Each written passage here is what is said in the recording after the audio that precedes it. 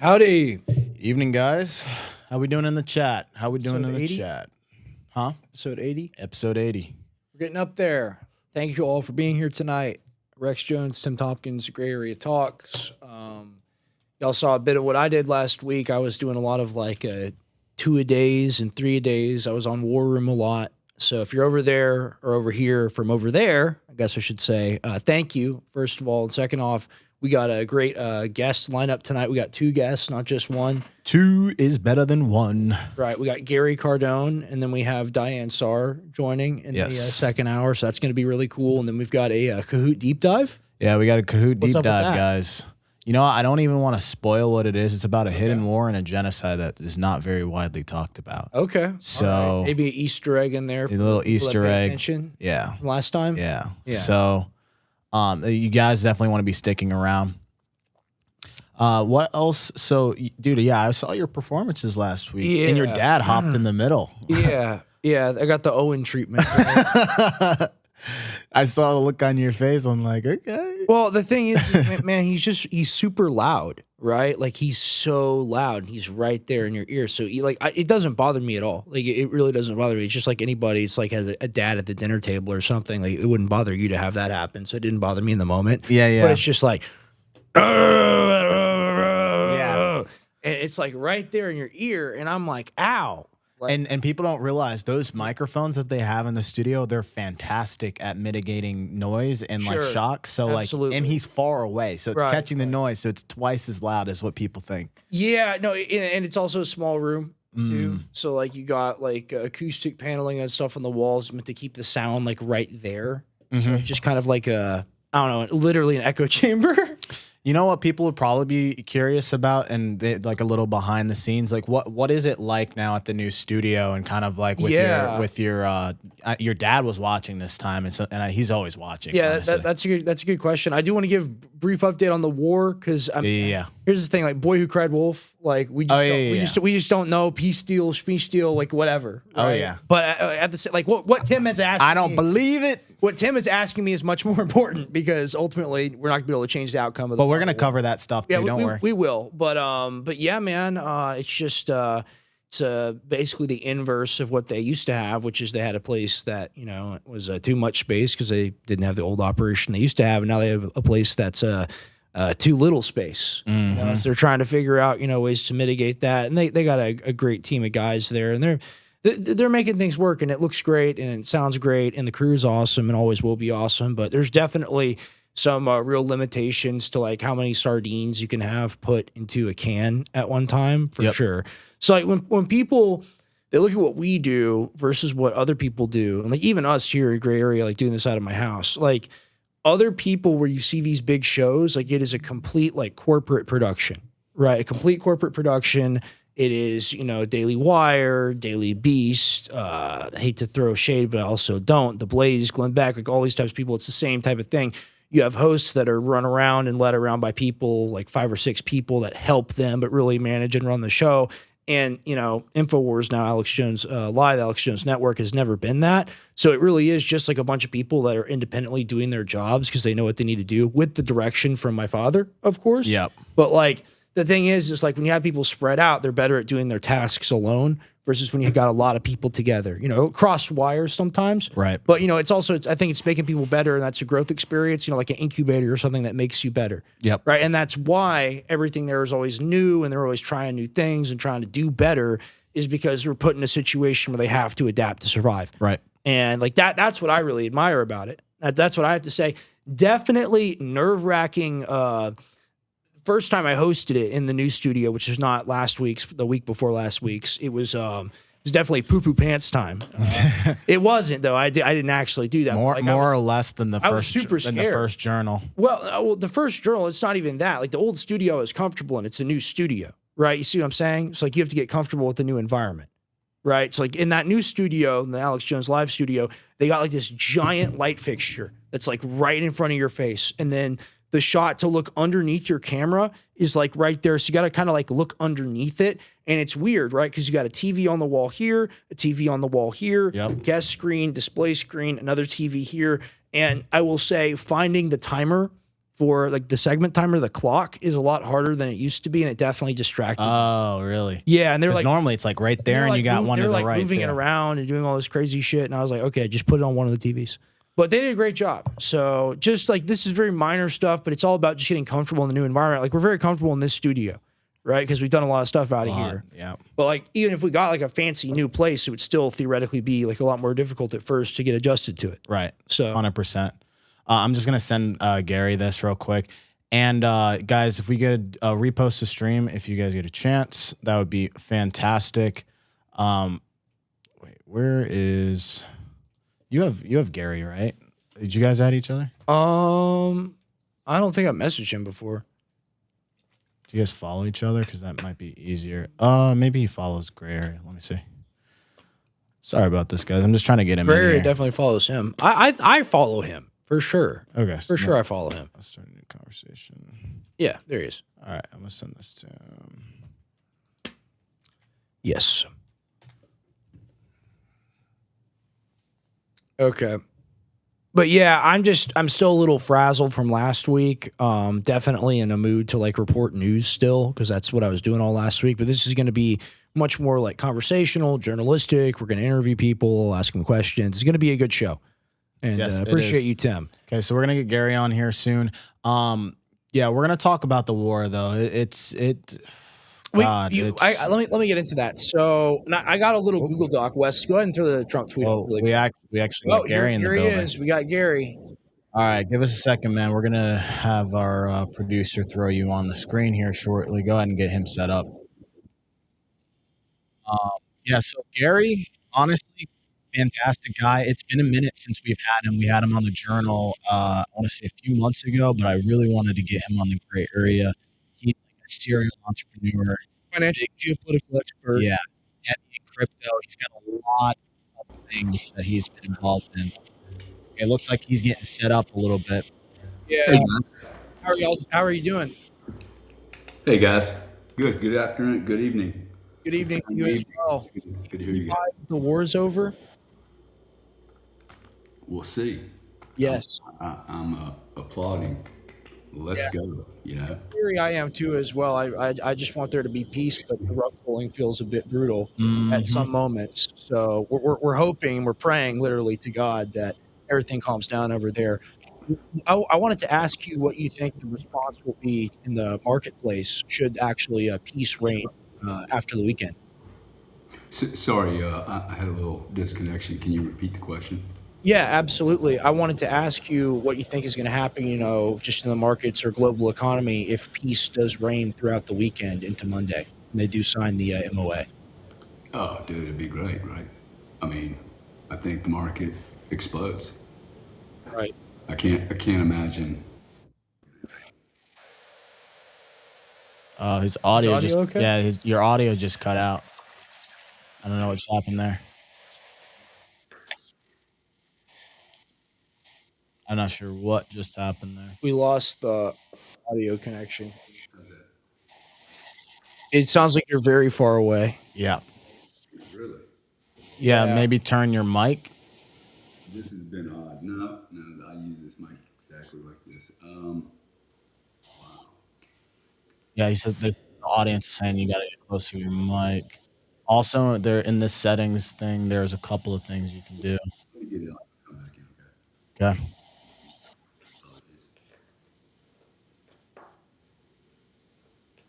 What did we talk about on the Journal?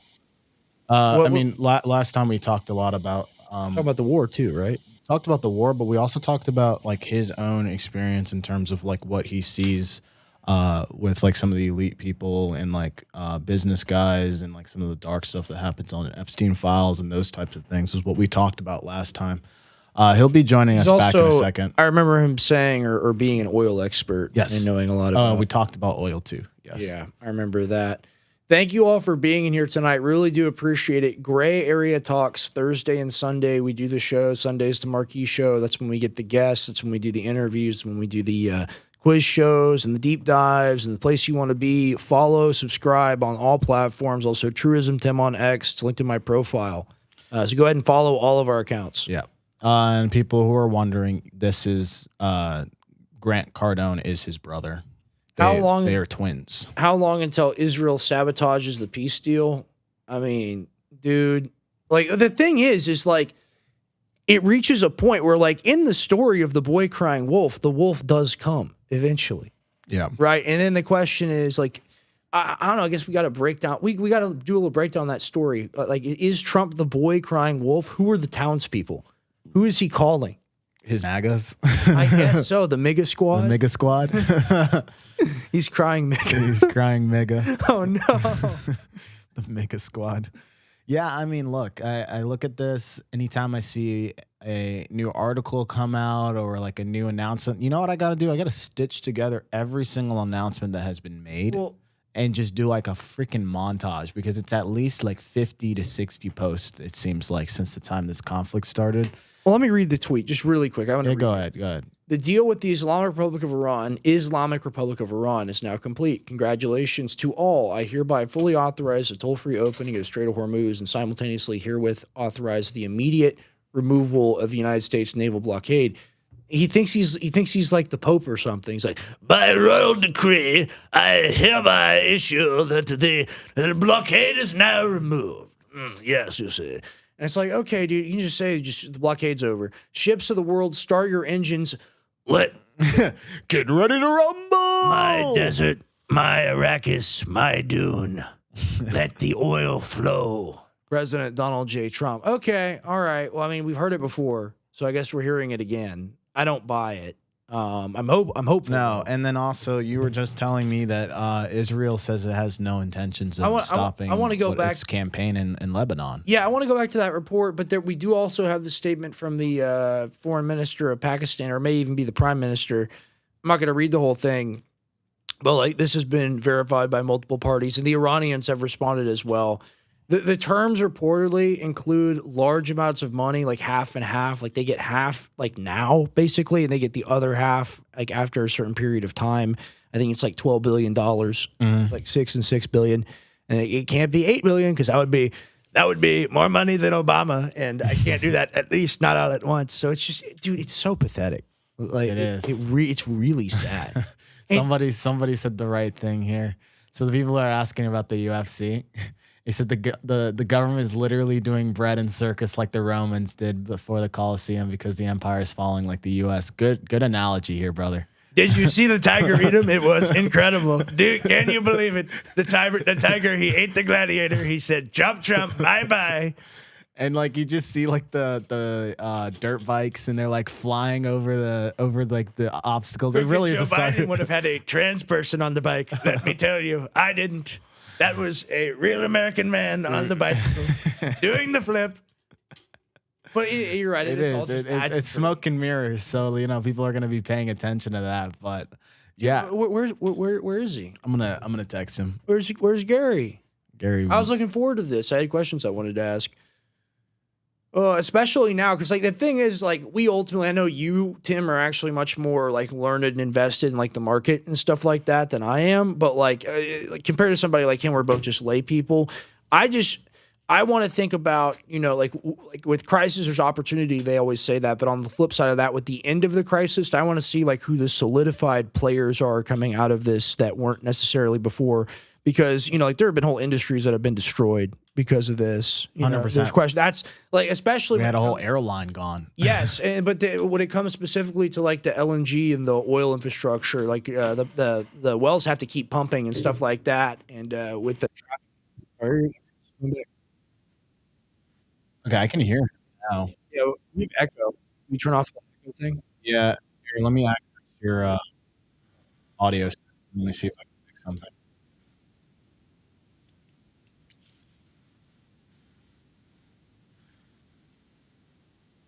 There's an audio. There's a button that's noise. Okay, let's throw that on. Good. And we'll also.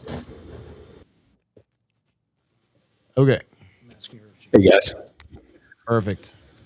All right, audience in the chat. Can you guys hear Gary? Okay, I can hear you perfectly clear. Right? Testing 1, 2, 3, 4, 5, 6, and $66,000 Bitcoin. Love it. Much better. Much Love it. better. Sound phenomenal.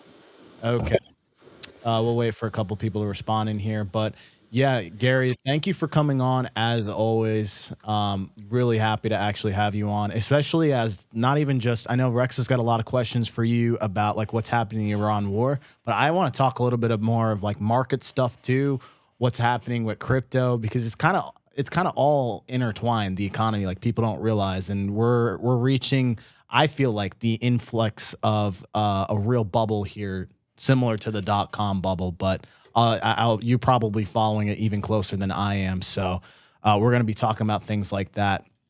So do you want to start with what you were discussing before? I was just thinking about it like this, right? Because with crisis, there comes opportunity. But then at the end of a crisis, which is what hopefully we have now, if like the peace deal or memorandum of understanding holds and develops into something better, who is going to come out of this the healthiest, the best? Like what industries are like have the best survivability versus like who suffered the most after, just all the general economic carnage? Well, let's congratulate everybody that's responsible for the peace deal, man. Go peace, okay? That's where I'm at, dude. Go peace. I voted Trump. That was my major reason for voting for Trump, and I just don't think war is going to be our solution going forward. It never has been before, so I'm not sure why we keep doing the same thing over and over. But dude, I think the market's going to scream, absolutely go crazy if this holds. And I don't know what the odds are saying that it's going to hold, but it needs to hold. I think we could see. We have to see a super cycle at this point. And this is a made-up term, by the way, super cycle. That's floated around. It's not a technical term, but you either shoot for the Mars and the moon and put all of your money on that bet, or we go, we have a much more difficult time as a global economy, I think. So, and I think that the administration is sent out about 30 trial balloons about what they're going to do. And I think they're going to just buy into all these companies' assets. I think there's going to be a bid, on any great company that generates revenue, that has some, foundation, and like the IBMs of the world. I think there's going to be a bid by the U.S. government on some of the great companies in the world. Yeah. And you know what? Sometimes I almost... And that's probably true whether we have peace or not. Right. Yeah. Sadly to say. Yeah, these things almost happen automatically, regardless of the state of what other countries are doing. And I feel like there's a lot of conflict of interest when it comes to all of these deals, because if you're talking about the government investing in these companies, you have probably politicians, lobbyists who are getting in on these deals. Like the sky's the limit in terms of the insider knowledge that's going on here. What do you think about that? Because you said there's 30 different aspects to this, is what I quite understood what you were saying, right? Yeah. Well, you've pretty much stretched the balloon in every bucket of the balloon possible. I mean, if you look at the world economy as a pie or a balloon and you start cutting it up into slices, I think you kind of milked most every one of them. So you're going to have to reinflate all of them. And I just think that's where we are in the cycle. I don't think that it's once you get into a cycle or an industry or a construct that requires debt to borrow from someone to fuel the economy. Which, by the way, I think that has to happen in this type of an economy. I don't think you can live without some type of copy money, 100%. Tokens or, some ticket that shows I did something with you. Yep. No, 100%. And the whole system is basically propped up by this like faith in the system and the government. And I'm going to be honest, what I'm seeing is... But Rex, when you're in a boat, the size of this boat, I mean, think of this as a spaceship hitting gravity. Mm-hmm. Everybody, including the janitor, is going to pray that they inflate. Because the balloon's getting heavy, man. We're all going to die. It's either, I really believe this, this is either global financial leaders no longer use the word recession. It is no longer in the dictionary. It's either boom or depression. I think that's where we're at. This is a Hail Mary of Hail Marys, dude. The cool thing is it's at the right time, okay? We end the war, and we all go back to restructuring, rebuilding, which everything needs to be rebuilt anyway. And you boom the economy, and you shoot for the moon. I thought we'd already tried to do that. I mean, I thought, what's the big deal? We've already done that, haven't we? But business plans change, and cycles have needs. Look, I am kind of a little tongue-in-cheek, okay? If you notice, I'm like, there is no other way to do this. Grab all the resources and reset everything with all the players. So it's happened before. Most certainly will happen again. You guys are living through it, though, dude. You're going to be like, oh, wow, I was here in 2026. I mean, the difference between the views of some of the people about where we're headed is really, really, really fascinatingly different. If you've noticed, and it's getting more like polarizing also. People are terrified right now, I think. Y'all interview a lot of people. I'd be interested to hear what you say, but maybe not terrified, confused, really confused. Yeah, I don't think people know something is coming, but they don't know precisely what it is. So that's kind of the nature of what we talk about. And I think that's kind of like, you got two buckets of people. You got the first bucket of people that say, hey, system's just going to work itself out, and it is what it is at the end of the day. And then you got the next bucket of people that's like, well, we're progressing towards something, right? We're leading towards a crescendo. What do you think, Tim? Well, it's just like the fundamentals aren't there anymore. The things that actually hold real value, it's like paper money. It's like a paper tiger. Like there's no real like value in the marketplace. Like just think about like AI and crypto, like what the AI companies did. And hey, I'm going to buy into your company. I'm going to invest in your company, but I'm going to take a loan to do that. And then you're going to build your product and buy my stuff with the money that I have now invested in you. And it's like, yeah. Flywheel, baby. Flywheel. Turbocharged flywheel effect. So I'm like, there's no real value being created. I mean, I know NVIDIA's doing... all the crypto people say they want a circular economy. This is one of them. It's the worst idea possible. Well, but really, like, think about it, right? I mean, there are people that, hey, let's go peer-to-peer, village to village, and that'll be great for the economy. But in fact, I think you need both of these things. You can't just have little tiny markets all breaking apart. It's you have to reinflate the balloon. And the last time we inflated the balloon, it was Henry Paulson. Remember him, the tall guy? They printed Henry Paulson.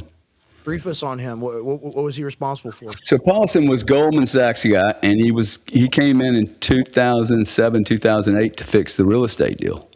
He's the guy that went to Congress and said, hey, I know I told you last night I needed $850. Today I need a blank check. And you will write it. And I mean, this cat, everyone should really go back and watch this cat. He started to do some interviews, so I suspect he's coming back to save the day. But, if you study what they did, I mean, let's remember, everyone has studied what they did in 1928, 1949, all these eras. They most certainly have studied 2008 and said, hey, what should we have done differently? And what other tools do we have today? I think you're left with nothing but, once you inflate a balloon, just think about your balloon at your kids' or your girlfriend's. Like, sooner or later, you have to blow it back up. And the more you put on that balloon, as the days get older and older, you have to keep blowing it up because you're carrying more weight. Right. Right? I mean, imagine one balloon lasting for a human being's lifetime without ever reinflating.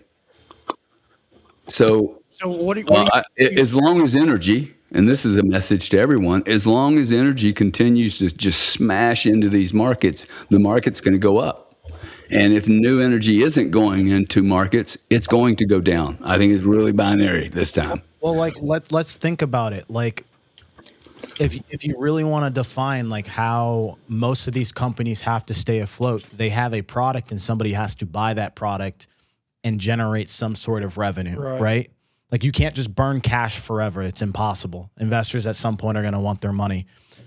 If you think about what the US economy is like, most of our spending or our GDP, 68 to 70% of that is consumer spending.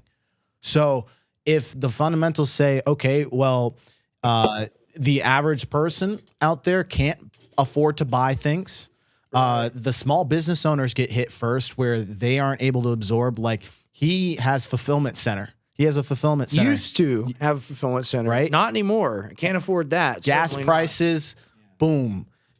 People not spending as much money, boom. And that's really it. Like I sell retail products and like my average order value is like $80, right? So like when people stop having the ability to spend that money with me, I see it. And I saw this happening, you know, at the start of the war, there's an immediate drop off because of the uncertainty people have about like, hey, do I spend this money buying melatonin or do I spend this money, you know, preparing to buy food? Right. And so couple that with the fact that consumer index is at the lowest level it's ever been on record. I think it's at like 44. And you just like, well, then who's going to buy something to keep the economy propped up? Like, what are these companies doing? And I feel like they're just hiding how bad the damage actually is. What do you think is happening here? Well, I actually think a lot of companies are making a lot of money right now.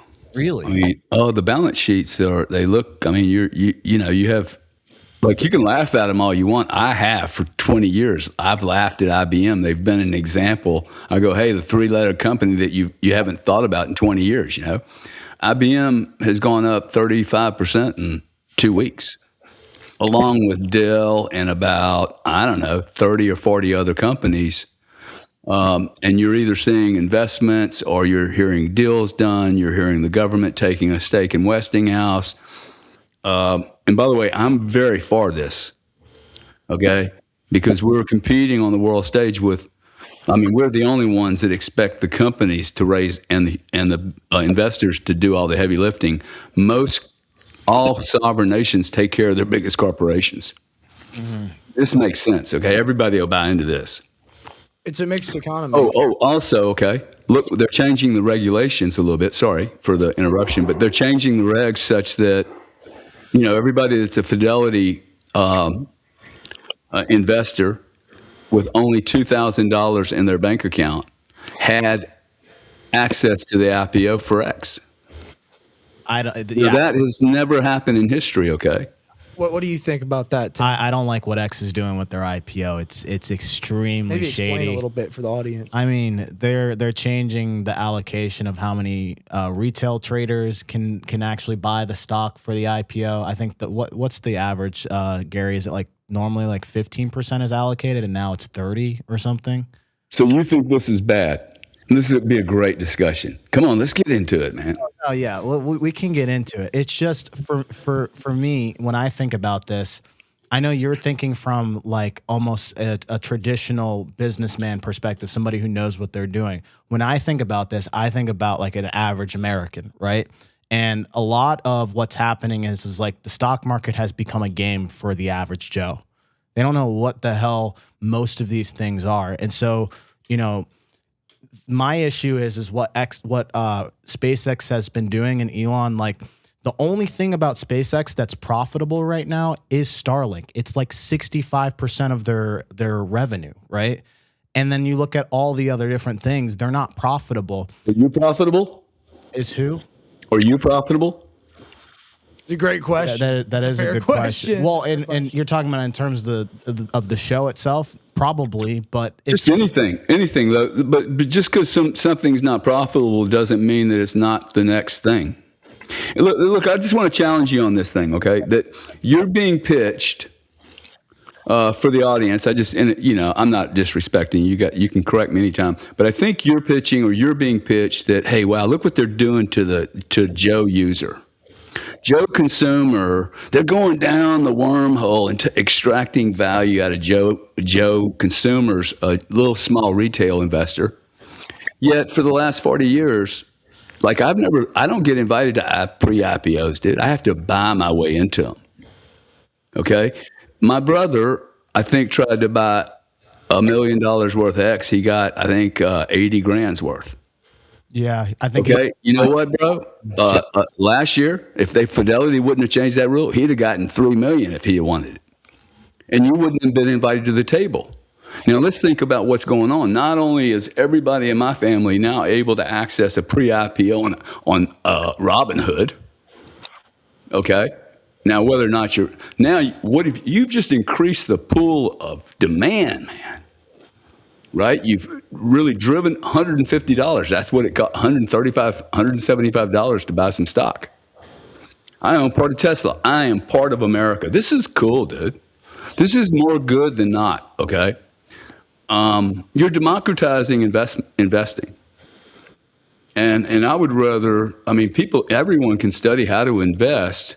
I would rather people that actually spend a little time investing, going to have plenty of time on their hands, rather than listen to some guy that runs a 401k who makes 180 grand a year. It's like, bro, you're taking advice from $180,000 a year person.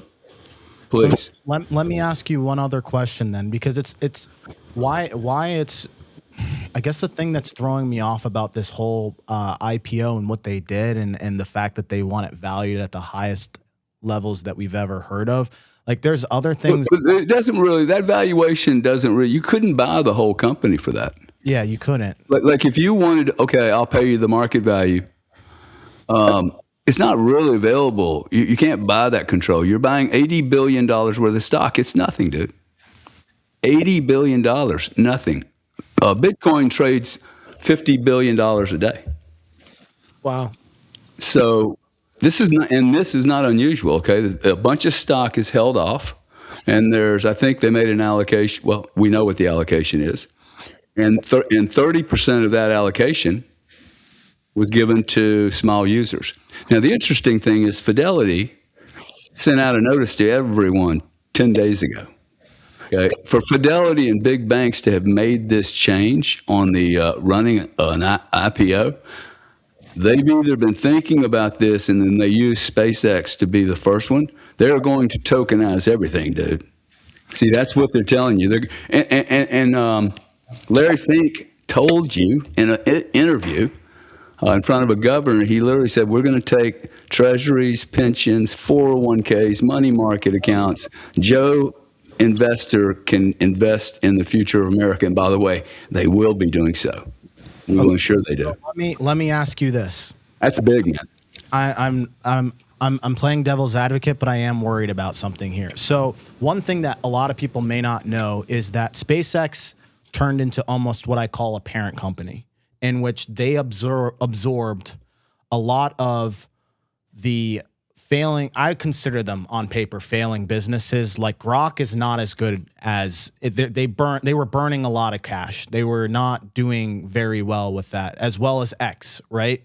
And recently, what happened was in February, Elon Musk moved and had basically Grok incorporated into SpaceX, and in order to actually have his money, this is what I think. You can challenge me on this. I don't know, did I? I think he's trying to recuperate, as well as the investors are trying to recuperate some of their funds from some of the unsuccesses, the unsuccessful ventures that they've actually invested in up till now. That's what I think on the back end, as I have been like looking at this whole equation. What's your perspective? Dude, these guys are ballers, man. They're like the Wildcatters of yesteryear. I mean, they're like, I'm not a big fan of the cat, but Zuckerberg blew $80 billion on Meta. The metaverse. Remember that? $80 billion. It was a flop. Shit happens though. You can't, like, I've made mistakes, man. I just, deal fell apart just last week in front of me. Sometimes you can't control the whole thing. Mm-hmm. By the way, I think Elon and everyone else that's in this game, if you just look around, including Michael Saylor, look around and study how companies become great companies. They borrow almost unlimited amounts of money, don't make money for 10 or 12, 15 years, and then they become a monopoly. Yeah. Amazon, Facebook, Google, Smoogle. I mean, all of them, dude. It's hilarious. Is that I know, but is that sustainable for the country long term to just have a bunch of like monopolies in various sectors of the economy? Like where does the like ingenuity and innovation come from, or is it all just like corporatized? You will never get innovation in a corporate environment ever. But AI will solve all the political bullshit. Really? Efficiency. See, this is where I think we're going, guys. I think we're going to, because I'm not convinced that any of these AI platforms are going to make any money. I most certainly would not invest with any company Sam Altman's involved with. So I think he just gets scratched off the game card. Maybe one or two of them make it, but like it doesn't mean they make money. I would rather invest in IBM and go, hey, they have $90 billion worth of revenue. You couldn't be more inefficient than IBM. You stick all that AI in there, all of a sudden they have, one, a reason to get rid of people. Two, they have support from the United States government. You can't have $90 billion companies falling apart. It's a $300 billion company, the size of Visa. Okay, yep. The size of Ethereum. But isn't that like kind of like on these major companies and the monopolies? And this is what brings us back to the equation. Look, for me, you know me. I'm very, and Rex knows me, I'm very pro-business, pro-entrepreneurship, pro-free market, all of the above. Like I'm a businessman myself. Where I have an issue is when was the last time you were having wet dreams and having a free market? You know what? When was the last time your grandpa had a free market, bro? No chance. It doesn't exist the way that it looks like it's promoted, the way it's American promoted. There's not a free market in America. It's a lie. No, I agree. I agree with you. I'm just saying like the concept of a free market is what I'm talking about. What I have an issue with is as the monopolies come in and as you get the bigger and bigger company and the risk of lending gets more loose, then there comes a point at which that investment, like you said, sometimes they do fall through. And, these businesses that are too big to fail, the government always steps in and they have to print more money to save that company because they have such a tie. And the closest equivalent we can think of is the 2008 crash, right? So I'm like, at what point do you kind of take a slap on the wrist and say, hey, you guys need to cut this out? Because, speculation is really what drives most of this market right now. Is just it's all a human psychology. And honestly, this is the last thing I'll say is when it comes to like whether a company's success, a lot of it is like storytelling and fluff and like this is going to be the best thing since sliced bread, and you have to get your investors like super excited if you want to make it into Y Combinator, and if you want to have the angel investor come in and spend a little bit of money. I know there's other fundamentals, but what do you think? Well, I'm not quite sure what the question is. Look, you have in every industry we have in America, 70+%, is owned by 2 or 3 companies. They own the market. So this has been true for 40 or 50 years. It most certainly is not improving. But I think, look, the cool thing about when these cartels try to all get together and you have a restructuring is that it does splinter off the revolutionaries, the independents, the guys who got, dude, I'm going to do my peer-to-peer thing, village to village. This is what I love about high crude prices and interventions and bureaucrats fucking intervening in global markets. It creates a tremendous opportunity for independent people like you guys. Yeah. There are going to be so many millionaires made while the corporates are trying to find their HR committee. AI is going to destroy HR, dude. Yeah. With you on that. Okay, all the middle management goes. Well, all of a sudden, these corporations are a shit lot more profitable, and we're going to see the exceptionalism of America. It had so many holes in it; it was like Swiss cheese, dude. These companies could become awesome. Like I can probably launch 3 or 4 companies all by myself now. I most certainly will not hire an assistant for $100,000 a year. Boom, $100,000, dude. That's big money, babe. 100 grand a year, right? Waiting for some of these companies like the fake ones, just like the dot-com bubble, who are all copying each other. Same with crypto. I want that. Yeah, the fallout. You and I are going to buy this shit for free, dude. Like, I'm not going to pay for a bunch of AI. Yeah. Right? I'm not going to pay to have a genius in my back pocket. Mm-hmm. And what? I can't get better? Whoa. Wow. I'll bet you our all the camera shit that we just, all that suffering we just went through, we lost, 8 minutes of efficiency or 12? Yeah. That'll never happen. You start thinking about how much of our energy actually goes to creating something that's valuable. Bro, it's terrible. It will all improve because I think, a calculator improves the way you get to the end result, right? Most certainly. So whether it's right or wrong, dude, it's going to make everything more efficient. I can't get into the theory of it. This shit's coming because it should come. Something's going to fill up we don't want all these monopolies around ripping our faces off. I am very cool with Exxon quadrupling their income if my costs go down. It's a win-win, dude. They sell $30 crude oil and double and triple their income. I'm buying cheaper everything. They're winning. I am now dealing with a sustainable company that can grow. If we're going off planet, dude, where's all that shit going to come? You need jet fuel, man, in an airplane to keep it going. If you don't put more, once you decided you were going to put fake money and use it as jet fuel, you have to keep doing it.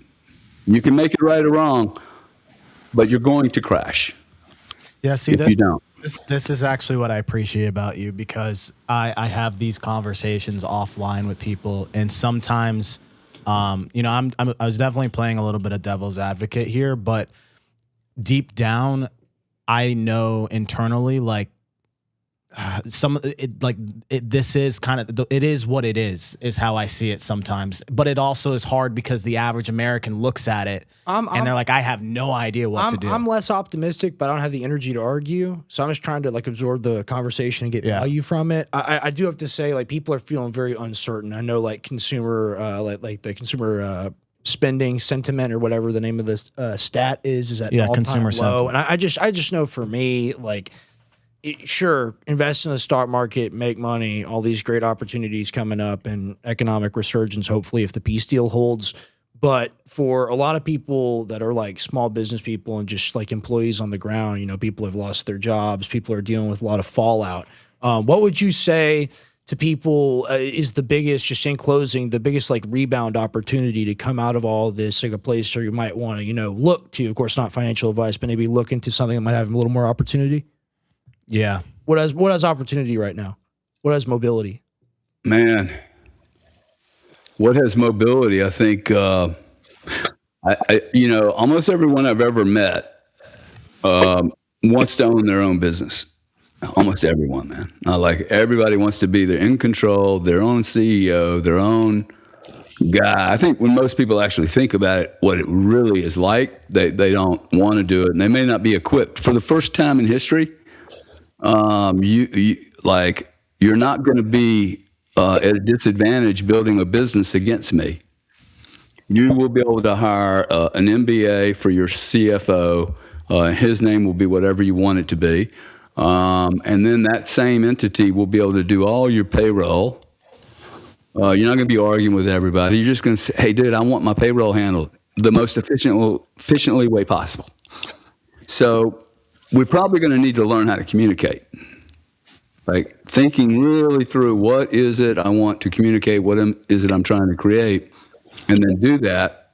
I got to tell you, I've never in my entire life seen such a great opportunity. If I was your age, now this is what I would do. I'd get, people would think I'm trying to promote, but I would get mentors. I would get people who have been very successful, and they will want to help you young guys if you go, hey, look, I don't really know what I'm doing, but I know there's an opportunity.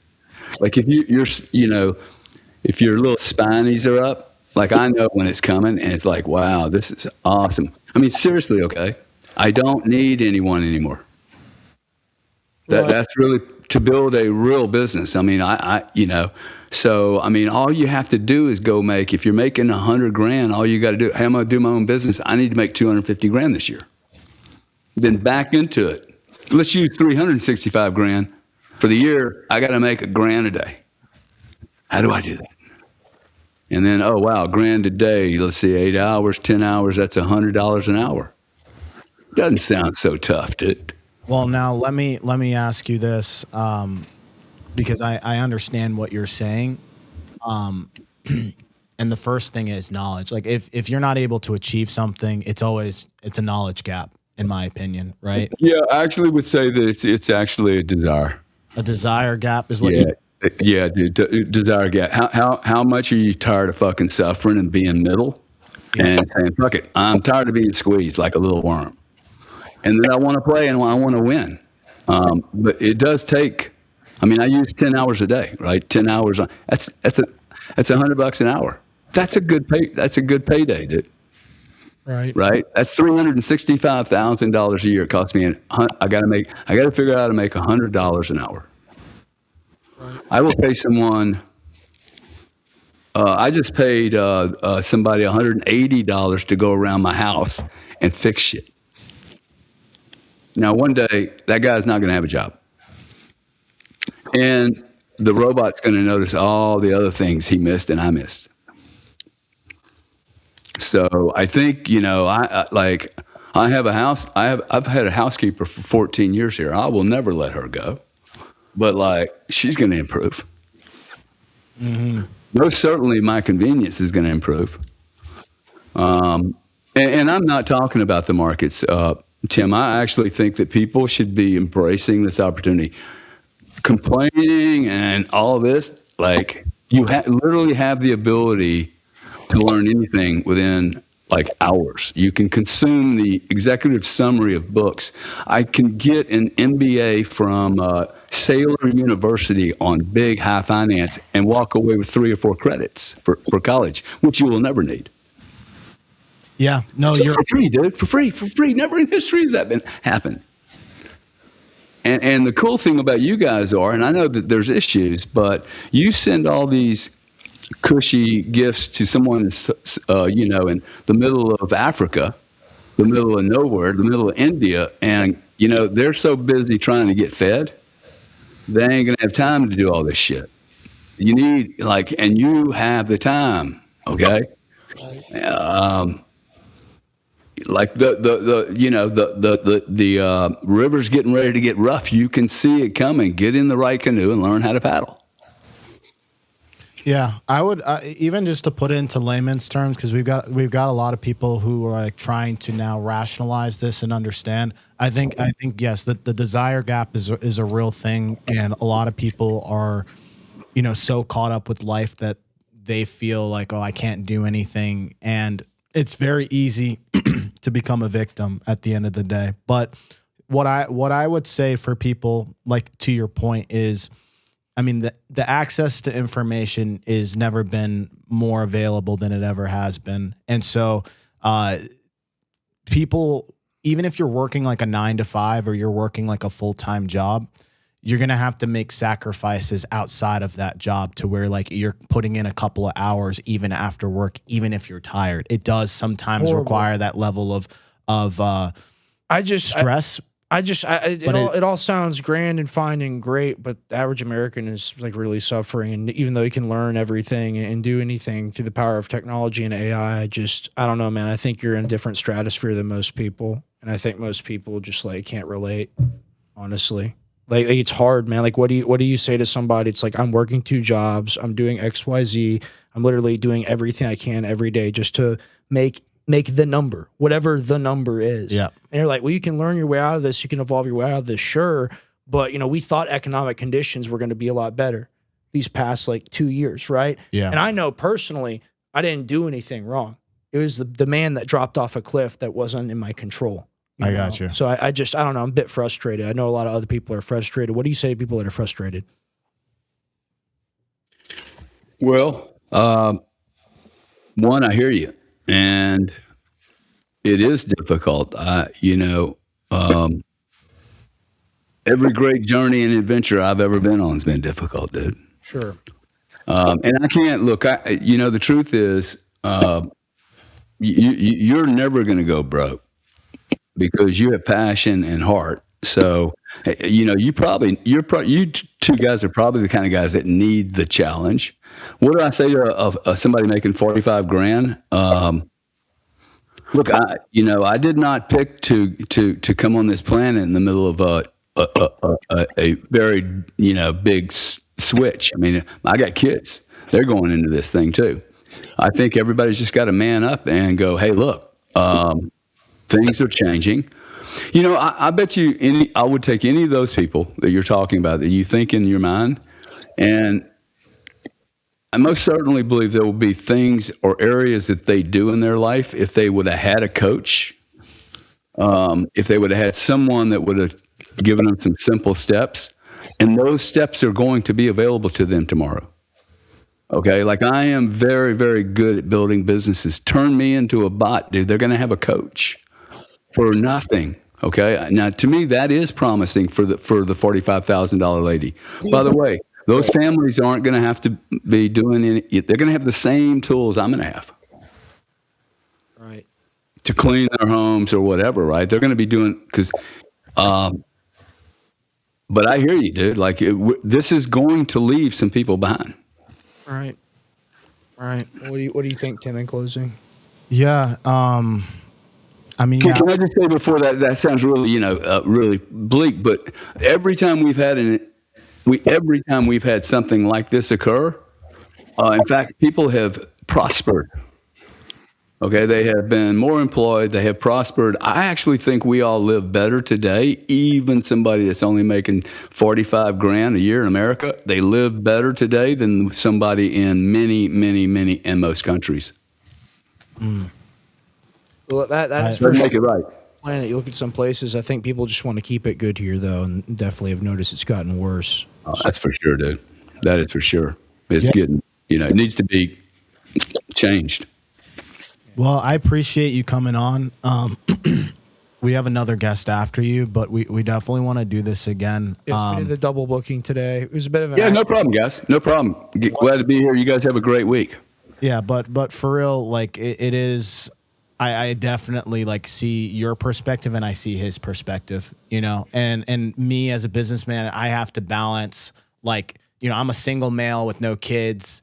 No responsibility. So for me to make a certain level of sacrifices that I do on a day in and day out basis, but isn't the same. But I do have to confess, you're right about the availability of the information. Definitely things I could have utilized, in the past 2 years specifically with the automation, with finding ways to make things more efficient. So I do hear that, and that is valid. And a mentor, it's definitely easier to do that. And a mentor really does. He's right about the mentor, because when you have a mentor, they help you work through and avoid a lot of the you can also get you in the neck. They can, but it's not like they're invested with you. You really find a guy that's already doing or in the space that you want to succeed from, and come with the humility. There's actually a lot of people that I have met that just by being humble and coming to them, they're willing to help you out just because they want to pour back. Totally, dude. I think people would be surprised how many people are willing to help, quite frankly. Yeah. But appreciate you guys. I don't want to leave you for the other guests. Thank you. Thank you, Gary. Ciao, guys. Later, okay? Thank you. Thanks. That was awesome. Another phenomenal interview on Gray Area. And that guy is very, very heavily connected to a wide variety of fields. So when he says these things, he's operated from like an efficiency standpoint of being a person that owns like big companies and works with big people. I see people in the comments being like, well, who is Gary? Gary is like a serial entrepreneur. That's like the easiest way I can equate it. Like he has been around for a while. Him and his brother are very successful guys. And, I know some people are angry because they're like, well, I can't rationalize or resonate with what he's saying. but you also have to find a way to take some of the truth, even if it hurts. He is kind of right though about the about using the tools that are available now and being efficient with the time and thinking about it as in like you put 10 hours of work in. Do you actually put 10 hours of work in? I look at it myself now. I guess like the biggest thing about the streaming is that when you're in here, that is like a guaranteed like 2, 3, whatever hours it is of work. Yeah. And that puts you in the frame of mind, like while we're in here, we're also thinking about work, thinking about the show, progressing it forward, etc. And like that's a real thing that I've noticed that kind of pulled me out of a productivity dump, because now like when you're doing the show, you have to be thinking, right? So then you're like, okay, I'm remembering what it feels like to work really intellectually hard. So you carry that forward into like other avenues. Maybe your own work, you've noticed this having a conversation with somebody. Well, I mean, I haven't really talked to people about my own history when it comes to like entrepreneurship and business. I've been doing this for 9 years before I even came into social media and the media space. So like from the age of like 19, I was doing some really hard stuff and challenging myself every single day and just trying to learn and do what Gary was talking about and finding a mentor. And being around people that actually exposed me to information to where I could learn and implement those things and become better. We'll talk about this afterwards, but we have Diane who's going to hop in here. We got the echo again. Yeah, let me fix that. Diane, let me do something real quick, and I'm going to take over your audio settings. Just accept that request. And I just got to fix a couple settings here. Okay. All right, so she should be good. All right, so go ahead and let's bring her on, Wes. Hi. So Rex, why don't you go ahead and introduce her real quick before we get started here? Yeah, hi, Diane. You're running for president, are you not? I think that would be the best way to start. I am. Right. So Diane Sarr, she's running for president. We've met on stream, and then we met actually at the Libertarian National Convention leading up to the Rage Against the War Machine event, where you and I were both speakers. So a very, very smart, educated lady, definitely has a lot to say that we agree with on literacy and understanding how like the average American, to be able to kind of crawl out of the hole that we're in right now of like we're, treating each other instead of like fellow humans, fellow Americans, kind of like animals in a lot of these scenarios. People have to have the awareness of, like what they're missing out on. Right. Right. It's like, how do you explain a document like Constitution, Bill of Rights, Declaration of Independence to somebody that has a hard understanding of what the Strait of Hormuz is? Mm-hmm. Right. So Diane, I just think you're somebody that prioritizes a lot of education with people, and welcome on the show again. Well, thank you. Thank you very much. I mean, that's obviously a very important issue, because without that, people are not able to understand actually what we're facing in history right now, which I think is very serious. Right. What would you classify that as, what we're facing in history right now? I think we are at a crossroads. And everything really depends on the United States, which is why I chose to run for president. I mean, you see that we have enormous power for the good or for the bad. So while you have 6 or 7 billion people on the planet moving with the Belt and Road, with the BRICS process, choosing sovereignty, choosing to get rid of colonialism, if the United States wants to blow that all up, we unfortunately seem to be able to do that, as we have been doing with Iran. Now, supposedly there's a peace agreement. We'll see how that goes. But the closing of the Strait of Hormuz is going to have reverberating effects. And that's the other thing I think people don't understand, is what it means. We don't have a productive economy anymore. So people your age and younger, frankly, people under 40, have not ever lived in a productive economy in the United States. So people have a sense that you order something on Amazon and 24 hours later it's on your doorstep. And you don't think about who was involved in producing that, how many different countries the various components came from. If it's a food item, how long does it take to grow a fruit tree, for example? So if you close the Strait of Hormuz and it takes 6 months for something to get shipped halfway around the planet, and you reopen the strait, it's not instantaneous. Oh, I I have my food back. If we don't have fertilizer for the spring planting, that was a couple months ago. You cannot get fertilizer in November and do a spring planting. It doesn't work. So there are impacts that I think people have not considered, even people who are feeling already the inflation and other detrimental effects.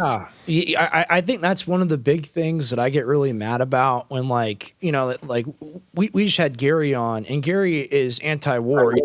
He's pro recovery and stuff. We talked to a lot of people like the Quartering or an Andrew Wilson as to where they just make the prediction of, oh, it's going to work itself out, or oh, it's going to be fine because on some kind of like preconceived timeline, you trust in the peace president or whatever. With what you're talking about with the fertilizer already, the oil and LNG that's been delayed, things have been relatively somewhat, the prices are insane, but somewhat stable, and people haven't revolted yet because we've been doing things like draining the strategic petroleum reserves and doing other things like this. Trump claims we've stolen millions of oil from I don't know how true or false that is, but I think it's just another economic COVID style event. Right. And even if it's mild, or even if it is over now, let's just say we live in like the Peaches and Creamville world where the ceasefire holds and it becomes an actual, peace treaty agreement.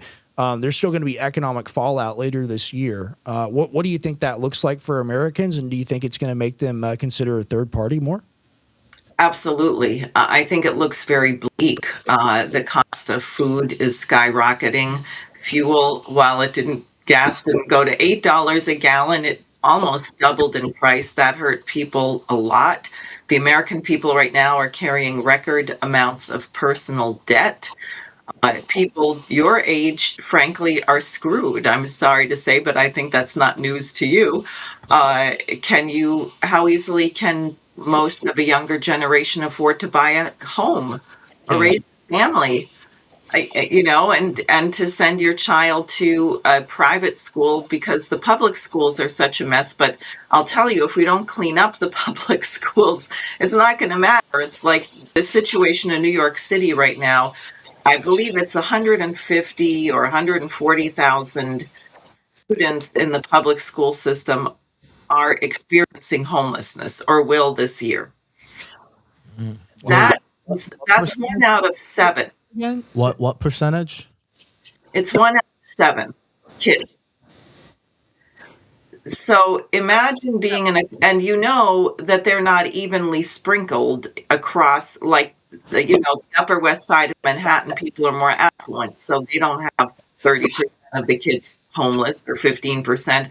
But in Brooklyn or the Bronx, where Jose Vega, our mutual friend, is, you may have classrooms where 50% of the children do not know where they're staying that night, or maybe it's a shelter, or maybe their mother got beat up, or there's no stability. Now, how does that affect the entire class? It's not just the children who don't have stability. It's how are you going to teach those people? And that's why I really am not a huge advocate of charter schools. I mean, I'm not against them.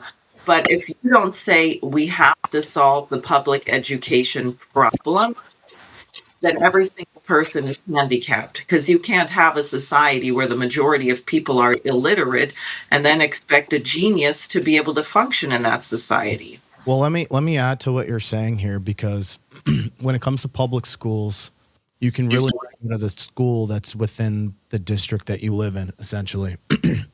So often the best public schools are in very affluent towns. In order to be in that very affluent town, you have to be able to afford the rent within that town. And so I've seen that firsthand when I moved to Massachusetts. Like, my mom sacrificed a lot to put us in like the number 2 like public school in the or top 100 public school in the U.S. And the only way she was able to do that was like pay like an insane amount for rent just to be in the district for us to go to that school. So you are kind of right about that. How is it that these families, not to backtrack, are how is it that they're not able to find houses? Is it because the rent is so expensive in New York and it's just been climbing? Yes, largely. It's absurd in New York City. It's frankly absurd. I think a two-bedroom apartment is probably $5,000 a month, something like that. Yeah. Uh, you can't do an honest job and pay that. And even in normal houses, I'm noticing in the neighborhood where I live, uh, everybody lives with multiple numbers of people. There are very few people where a family can just afford to buy a house, or a newly married couple. Doesn't happen. Sounds like the old days. Are those prices that you're talking about? That's even the Bronx, because the Bronx is getting gentrified too. So because people are finding it too expensive to be in Manhattan, so Harlem, the Bronx, a lot of these adjacent cities are finding new housing going in, more expensive properties because people are moving out so that they can actually afford the rent. So the people have been there forever. They're paying $5,000 a month for a two-bedroom in some of these regions. Horrible. Yeah. Oh.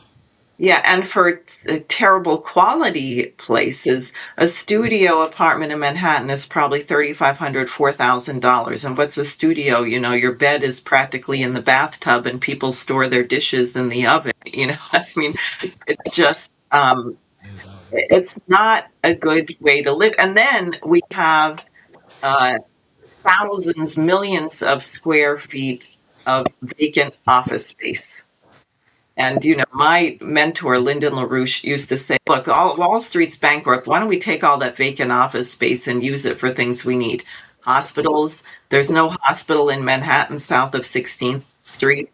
And as you know, I think it's between 600 and 700 hospitals across the nation that are about to shut down in rural areas. So you can talk about Medicare for all, something I support, but you know, if you can't deliver the care, it really doesn't matter who pays for it. If you don't have a hospital to go to, then you can have all the free health care you want. It's not going to save your life. That's another thing I wanted to ask you, because we look at it, right, and the government basically has a blank check that it writes itself, whatever the budget is going to be. And most of the budget is tied up in like entitlements or like military spending, right? And you look at it, you say, well, just on like a regional level in California, I think they spent, you know, like $6 million building like toilets, right? You have a level of grifting and like bureaucracy and, you know, just people that are management positions, and their job is basically to extract money from whatever, you know, the check is written to the department, you know, to build the hospital, to do the job. It costs $1 billion instead of, you know, $20 million because of XYZ. What would you do to address things like that, you know, kind of greed within our own government? I think that the government has to exercise the power that it has. I do think that members of Congress should not be allowed to, they have to divest of all of their holdings in the markets, frankly. Are they going to serve the nation, or are they going to serve whatever corporate interests they have? So that's a big deal. And let me just say something. We have way too much respect for quote unquote money. Money has no intrinsic value. It is nothing. The question is, what state of future existence are you creating? That's what made Alexander Hamilton such a genius, because after the American Revolution, we had a huge amount of debt. It was, I think, $53 million or $57 million, which in, you know, 1783 was a lot of money. So there was a huge brawl between Hamilton and Thomas Jefferson, because the states each were holding different amounts of debt. And the British, when they lost, they didn't just leave, unfortunately. They were hanging out, and they had all kinds of agents trying to carve up the country and get the states fighting against each other. And Hamilton said, the federal government is going to centralize and absorb this debt.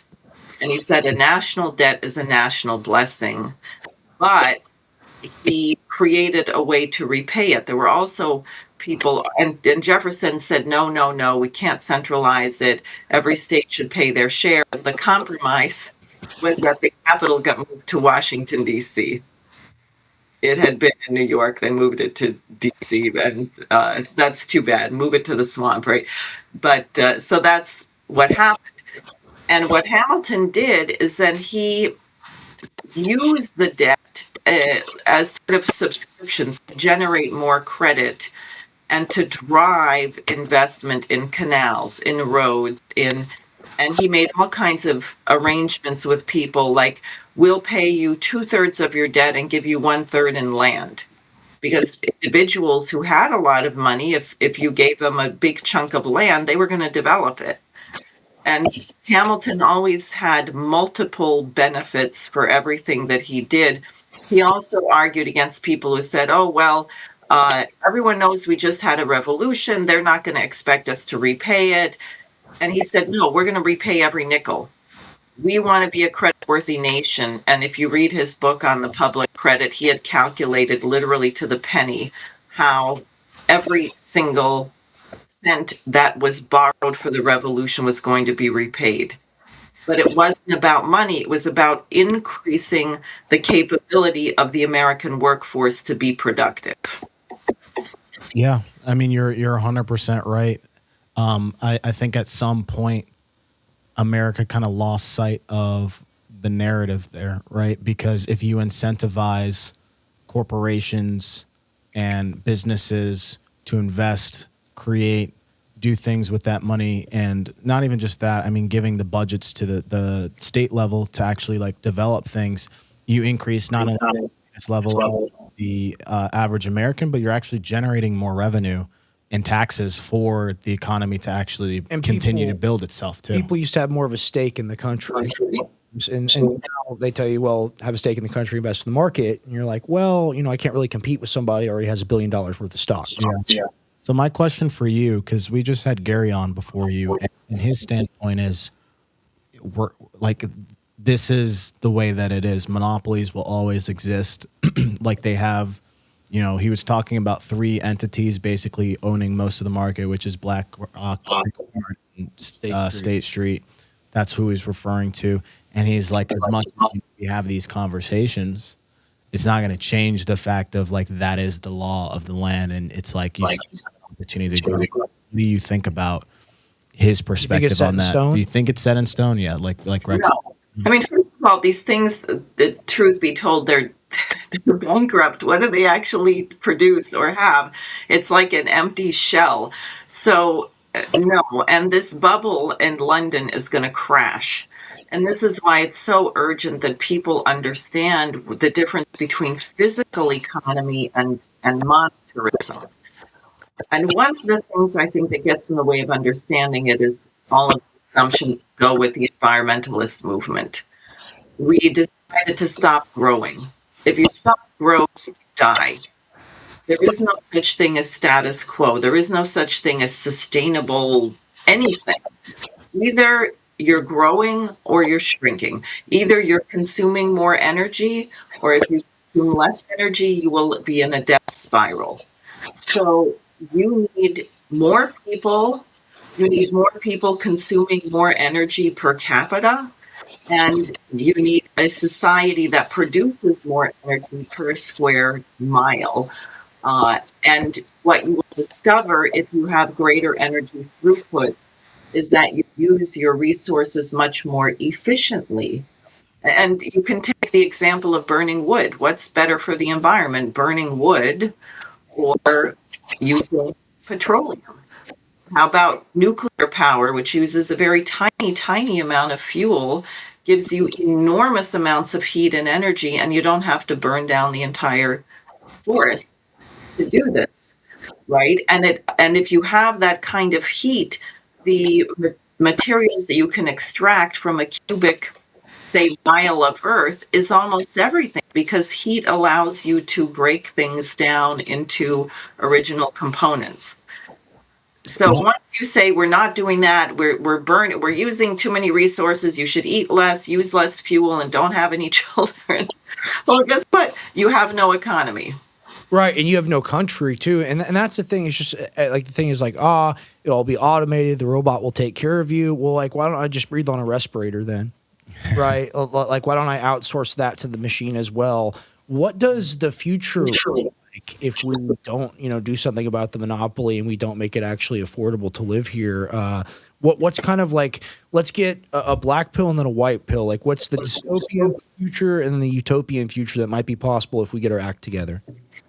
Well, in the best case of the dystopian future, if the U.S. doesn't end up annihilating the entire planet, we will just collapse from within. We will become irrelevant. People will be starving, disease-ridden, illiterate. It will be ugly and horrible, and our nation will be irrelevant. I don't think the American people want that. That's why I believe that it's possible to change things, but I think you need movement. I think they are so powerful. If you look at the assassinations and what's happened to our nation, I think that we can't just have single individuals standing up, although that's important. You're going to have people who work together. You're going to have a movement of leaders. I really think that. Otherwise, they can just pick off the one. So otherwise, if we were to have a complete transformation where we value the human mind, we value the process of discovery, I think we need about 500 new nuclear power plants, for example. The fourth generation reprocessing the waste. We need 42,000 miles of high-speed rail. We need continent-wide irrigation systems. You're going to have full employment. You're going to have children learning how to read and learning science and math, languages, because you're not going to have a workforce unless you have that. I think you would be able to address the immigrant situation right now because you would need such a huge workforce. People would become clear their intention by whether they were willing to participate in this or whether they were somehow criminalized or something else. You would actually have a mission in the nation that pulled people together. And we wouldn't be destroying other nations, which is one of the reasons why so many people end up coming here.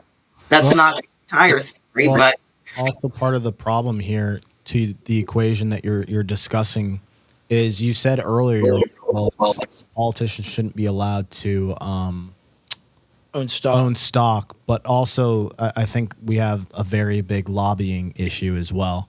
Like the only reason why we're not going to have, like, as soon as energy becomes like as cheap as possible, it changes the entire ball game. Like we could have set up massive like solar farms as well as a renewable source in some of these very sunny regions, and it's very efficient compared to like a wind turbine. But we don't create incentives for that. But the lobby of like an oil or gas is like in the ear of your local politician to say, hey, you don't want that, right? Like there's the competition of different interest groups that come here. And someone would say, oh, it's inefficient, it doesn't work. You can look at China as an example. And I think it's the Guangdong Desert or however you say it, like where they have everything set up, and they've figured out the battery problem. Yep. So like if they can do it, why can't we do it? And I think this attitude of like America, when I think about places that invented the car, the plane, the internet, all of these things, all these innovations, the modern world came out of the United States. I don't think it's just like our economy. I think it's a lot more.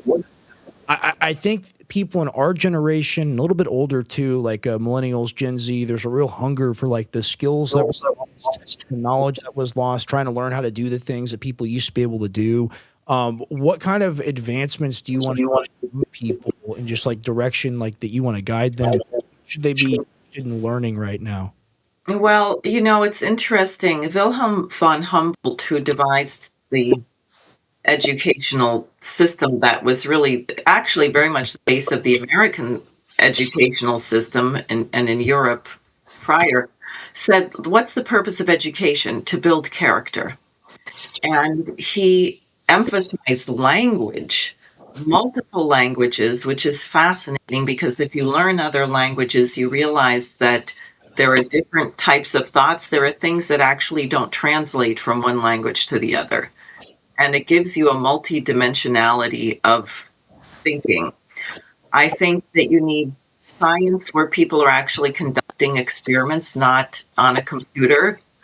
You mix the things together, you see what happens, you weigh things, you measure things, you get based in real physical principles. I think learning to play a musical instrument is really important. I was doing some volunteer work in some schools in East Orange, New Jersey, a very poor area. And I discovered that the children had terrible motor skills. They were not coordinated. And it's not just athletics and gym, which I think is also important, but I realized if you learn an instrument, like if you play the piano or the violin, it's not just the mind, it is motor control. I mean, you have to get control of what your body is doing. You actually have to develop coordination. It's very challenging. So I think you want to create the conditions for the person to have the maximum freedom of thought, where their imagination is turned loose. They can have their own original ideas, but you want to give them a rigorous grounding in principles of natural law, so they know that you can't design a building that doesn't take gravity into account, but might have an idea about how to challenge that in the maximum way or create an illusion. So I think you really want to create thinkers, not cookie-cuttered people who answer multiple choice tests or have the same personality, but thinkers. Well, I would say, like, to add to what you're saying, another part of the equation that we have to figure out is the distraction part. Because if you think about when our economy in the United States was at its all-time high, which I would say the 1950s, I mean, the internet didn't exist. People existed in reality. People were doing really hard things. And it wasn't like they had to deal with like picking up their phone every 5 minutes or having an alert or an ad pop up and distracting them and not allowing them to focus. Because it really is, when you are on your phone chronically, it creates a fatigue in your brain. So when it's time for you to get to learn or do something, you're less likely or motivated to do that. Like, it's very easy to doom scroll. So what do you think about that? Because I think the distraction part is a very big issue as well. You know, even my generation with Rex, I don't know about you, but like for me, the iPhone hadn't come out yet. So as a kid, I wasn't like iPad kid where, you know, we were very concerned about like, hey, I want to go and play on my phone and stuff. Like, we went outside, we touched grass, we had to learn cursive, we had to do all the very that like kids are not getting today, right? The kids won't be able to write soon, and I guess that will be great for the country, you know. And I'm being facetious, of course, but it's very scary. Yeah, and it's like if you wanted to read, you would have to go get a physical book. There was Amazon wasn't what it was, or like library. The library wasn't digital. So what do you think about these? Well, it's interesting because I think you also have a movement of younger people who are realizing that. I mean, I'm realizing that, of course, we didn't even have cell phones or anything. You know, you look back now and you say, how did we pick someone up at the airport, you know, in those days? And I notice that my brain gets fried. You know, you're multitasking all the time. It's very destructive to concentration. So you have to deliberately not do it. I've been out in the streets of Manhattan, and I'm happy to say I met some younger people who are really becoming very conscious of the destructiveness of their phones. And there seems to be a movement of people saying, we're going back to flip phones. We don't want all this stuff. We want to read books. Schools now are taking children's phones away. I think that's a very good idea. I agree. What?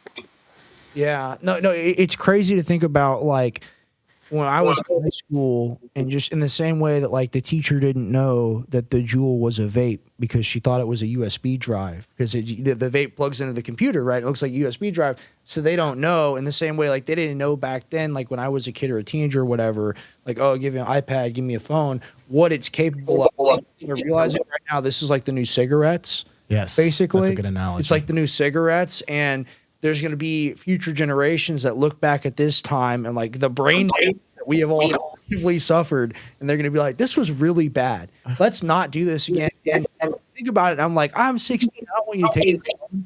I wish they had taken my phone. I would have been better adjusted, smarter, better attention span, all of that. Yeah. Right. So I think that's a very key point, because when you're in class, you're just like, when can I be on the phone again? Like, when can I just mess with the phone? Yeah, And you're that's not what it actually becomes. learning anything. And I think that's a really deep thing, and not just a topical thing to say, because that changed our society. I really don't remember a time before it, barely, just barely. But like, what is it like, to kind of see this transition within the American public, as in like people are one day looking straight and the next day they're looking at the phone. I think during COVID, when they had all the lockdowns and people couldn't go to school and be with other people, that was sort of like the invasion of the body snatchers. An enormous amount of this transgender brainwashing of children. And I mean, people were really they grabbed you through your phone, and parents had no idea who their children were in touch with, or if it even was a person or a bot or an FBI agent or whatever it was, getting people to be very confused about their identity. And also the potential that we have. One thing I want to say back on this question, if you return to a productive economy where you're raising the standard of living and you're becoming more efficient about your interaction with nature, what happens is the purchasing power of the dollar actually increases. And if we had, for example, a plan to colonize Mars, as in the 60s, the space program, you generate all these different discoveries like Velcro, Teflon, microwave ovens, cell phones, new ways of treating milk, all kinds of things. You got $14 back in the economy for every $1 you spent on getting to the moon. Because you're not spending it on the moon, you're spending it here on the people trying to make these breakthroughs. If you had a crash program to do something really big, or develop fusion, for example, which we don't have and we should have by now, what happens is the purchasing power of the dollar increases dramatically, and probably would increase about an order of magnitude. In other words, an individual could afford to pay for 10 times more automobile, house, whatever, than you're paying for right now. And you could actually get back to the place that everyone thinks is impossible, where one person working 40 hours a week can support a family of 5 or 6 people. Yeah. Wow. Now, do you think, as a society, because again, you've lived through now multiple different time periods, do you think we're more or less productive today then? We don't produce, we just waste. We sit there on our butt and order stuff and wait for it to you know what I realized is a huge epidemic? Storage. How much storage? Why are they building all these personal storage things? Because people have tons of crap that they just sit there purchasing, and then they don't have room for it because they can't afford a house anymore and they have to move into an apartment. I mean, the fact that you have all these storage centers all over the place, I think, is just sort of indicator of my bill. You just reminded me, and that should me over. And I got a bunch of stuff that I moved out of my granddad's that I keep in a spot for him. I got some stuff in there as well. I got to go pay it. But you're right. It's very creepy. You look around America and you're like, it's like the tumbleweed. The tumbleweed is blowing through the streets in a lot of these sectors of the economy. Like, we see a lot of growth here because there's a lot of money coming into Austin. There's a lot of rich people here, from California, New York, wherever. But if I go, like, if I take a drive out to East Texas to the family property and I go through these towns are gone. Like, they don't really exist. And what industry they have is like the Subway, McDonald's, like the Dollar General, and they don't have much else besides that. So I don't know, like, where a young American is supposed to like back in like 50s, 60s, 70s, maybe you get a job out of high school, working at a factory where they pay a wage, decent amount of money. You'd be very lucky to get this food job. Very lucky to get a job at Walmart. And even if you get that job, you're in such a depressing environment where everything costs so much money and you're in this survival state. This is why, like, you really, it's going to create the conditions for people to be exceptional again, because I hate this, but it's true. Weak times create, or hard times create strong men, women. That's going to happen. I think people are going to have to survive. What do you think? Yes, but I think there has to be an idea, right? You don't get from point A to a better point B if you're in a society that's screwed up and has all these wrong ideas. Then you can't build on those ideas to get to a better place, right? There's a discontinuity. You have to say, I really think we need to build 20 new cities in the United States. And here's what I think they should look like. And here's where the parks are going to be, and the opera center and the museum, and we're going to put the farms on the outside, and we're going to have underground transportation because we want beautiful places for people to walk, or whatever it is. So you start thinking about what this should look like, and then you say, how do we get from this broken down place where we are to that beautiful new city? Whereas if you try and go the opposite way and you say, well, we're here in this broken down place, and the sewage pipes are 100 years old, and the apartment buildings are falling in, well, maybe at least we can patch things up. You're just not going to get there. You have to, right? Yeah.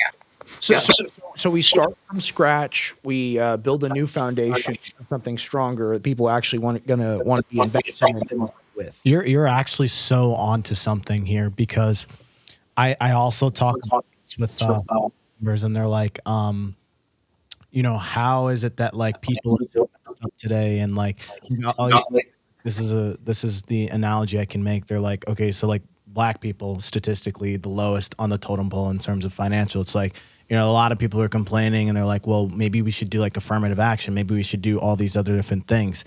Really, the only real way to really change the entire outlook of the whole population is you have to start with the new stuff coming in. So that comes back to your original point of the education, and starting with the younger kids, and making sure that those people have the right principles in place as well. The children are the future. Yeah, to have the right principles in place, and then when they have kids, they pass those morals and values down as well. And it goes like, if you had those 20 cities where it's an ideal like population of people who are coming in that want to build, you could probably start something very special there. Right. There's no civic pride in the United States anymore. And it's very sad, because, great things have been built here. And that's why we have some of the great cities that we still have. Right. And it's because people cared enough to build those places. So I think that's a great point. Yeah. I think it's possible. I mean, I fundamentally think people are good. I think children, and everybody wants to do good. You want to be needed, right? And we do need people.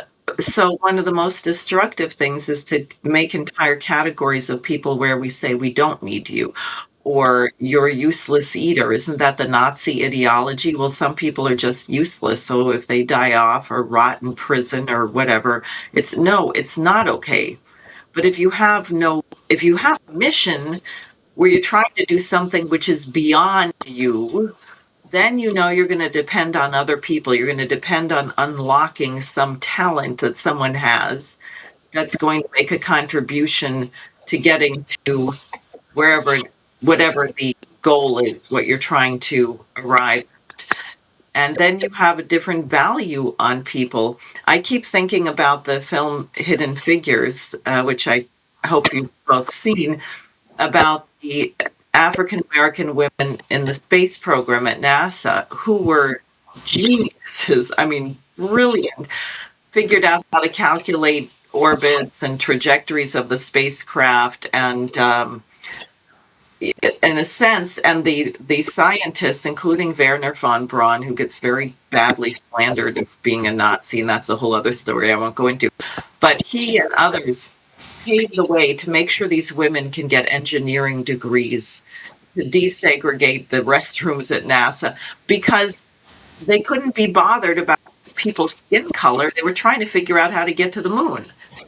And therefore, they were looking for the talent in whatever package it came in to participate in this mission. Right. Right.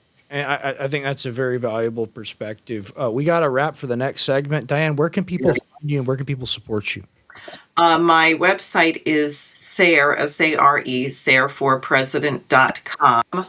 And I am on all kinds of social media, but horribly shadow banned. So you have to look Facebook, X, Instagram. You've got a lot of fans in the chat. People really like what you have A to lot of people like what. Really? Yes. Yeah, we'll get you. It's like back, common for sure. sense, and like I even today, listening to some of the arguments you had, you were the first person that I ever heard suggest like, why aren't we building these new cities? Yeah, no, I totally agree to with that. create instead of catching up to the old ones. You're right. I would love to go somewhere new and try to help create a new place, versus like, you're in a place that's already like decrepit. You're like, what are we doing here? Well, that's why I moved here, because everything is newer than the East Coast. It's really hard to build out in the East Coast with so much population. So yeah, no, we definitely appreciate you coming on the show. You're welcome back. And I do wish you success on your campaign. Yes, ma'am. Thank you so much. I'm really glad to be here, and people should sign up and volunteer. I need you. I need everybody. So. And that's, give the URL one more time, Wes. Maybe you can pull that up. Yeah, maybe pull it up, Wes. SareForPresident.com. That's SARE. FOR. Written at FOR President.com. Yeah, let's just quickly pull that up for. And they can also follow you on X, right? Yes. Okay. And Facebook. You guys love what she has to say. Go ahead and follow her on Facebook. Go follow her on X, and then also you can support her campaign as well. I mean, that we need more conversations. Quality candidates. Thank you so much, Diane, for coming on. Thank you so much. I hope I see you again soon. Yes, ma'am. 100%. Another phenomenal guest. Yeah, double feature books. tonight, man. I'm kind of where you were at last week. I'm kind of a little bit tired. No, you're good. Like I could hold down the fort whenever you. No, need. you're good. I'll be here for the Kahoot. Okay, so pulling this up is good. Yeah, so guys, just go to her website here. You can support her. You can see what she's all about. Actual solutions. Mm-hmm. Not, we're going to do it better this time. I promise. You can actually read about things that we're progressing towards in the future that we could work towards if we had the energy to do it.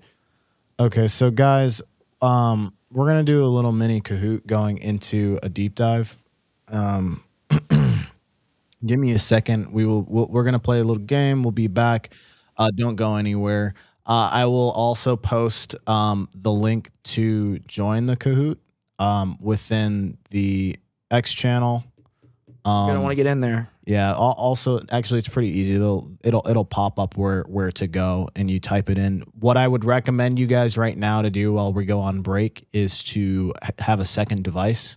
So whether you've got another phone, maybe you got an iPad, because it's going to be really hard for you to try to play the game and then also try to watch the stream at the same time. So I recommend you guys, or throw it on your TV and then open up your phone.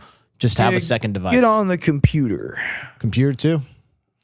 Okay, we'll be right back. Wait, hold on. What's up with the Gorbachev thing? Are you gay? Why does it make me gay to have the Gorbachev thing? Was Gorbachev gay? I didn't know that Gorbachev was gay. Relentless Russophobia, Russian slander. I didn't know either. I don't think he is. No, he's not. He's not. Okay, we'll be right back, guys. Don't go anywhere. Ooh, this is a different one.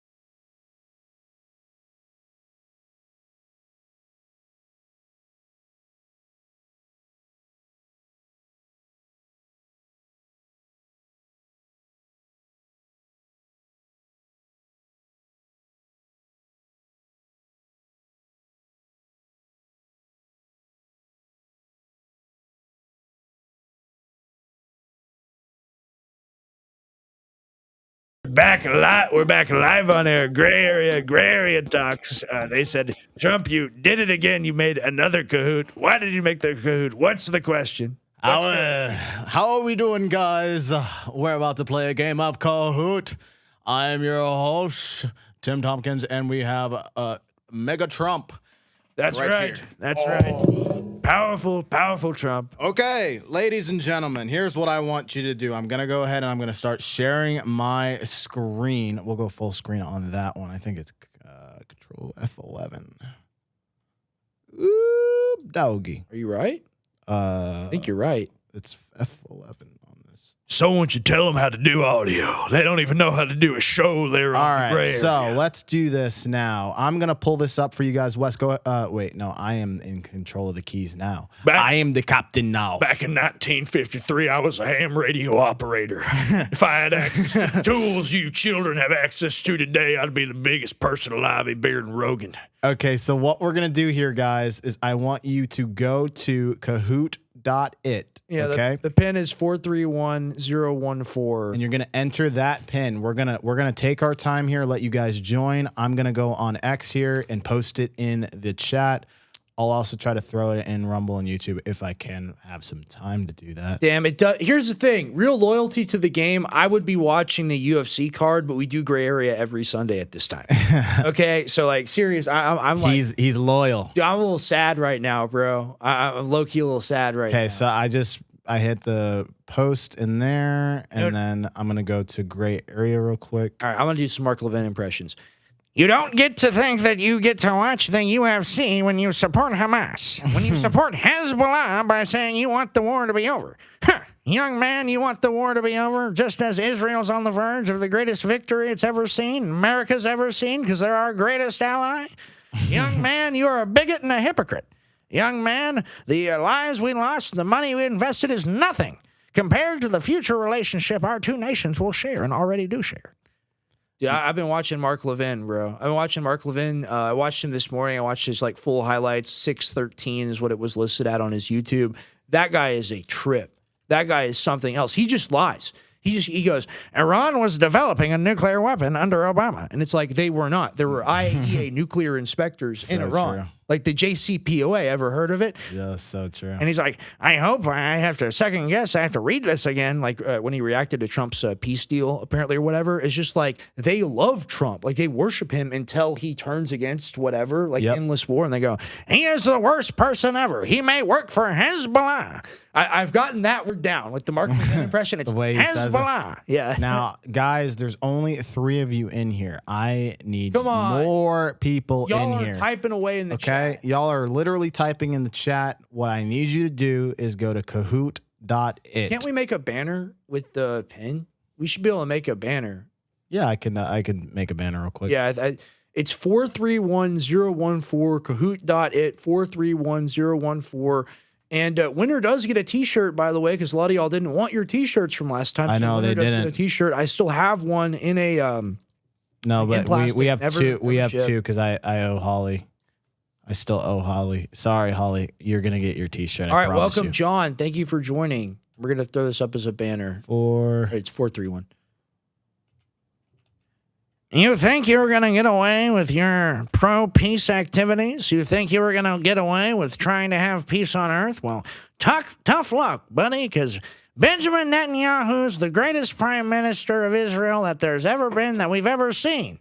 And Benjamin Netanyahu's relationship with our president is nothing short of romantic and matrimonial. I guess people don't want to win something tonight. Sorry, on my couch.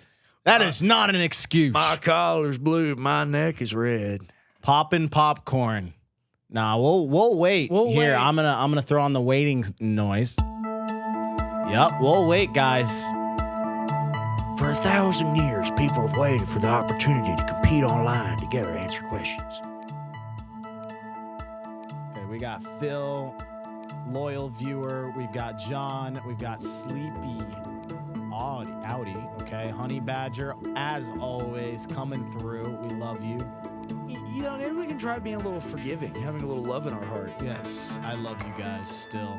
But I do want to get this up to at least, let's say, like 20 people if we can. And then I will start I know there's more of you guys there. We're almost there. Let me throw some waiting room music on again. Go to Kahoot.it and just put in this game code. Winner. Go to Kahoot.it. Oh, someone left. Yeah, we're. All right, guys, we're going to start it as soon as this 20 seconds left. You have 20 seconds to join. The winner is going to win something. We've got InfoWars merch that you cannot get anymore. Okay, we've got 8. As soon as this ends, it's over. 15. All right. So let's get started, guys. When y'all tune in tomorrow morning, I'm gonna do Mark Levin impression for like an hour. Gray area deep dive. Wait, I want to throw the music. Okay, what was the shortest war ever on record? 2 weeks, 3 days, 6 hours, or 40 minutes?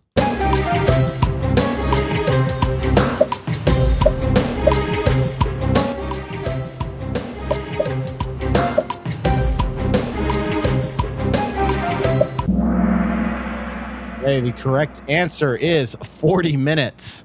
When was that? I'm actually, after not this show, but like it's too much to put it all together and give you like the background to each one of these answers. Next question. This is next question. All right, so we got Mosh in first place. Perfect. Let me get rid of this banner real quick. Okay, we got Mosh in first place. All right, time to go to the next question. And how many about how many armed conflicts?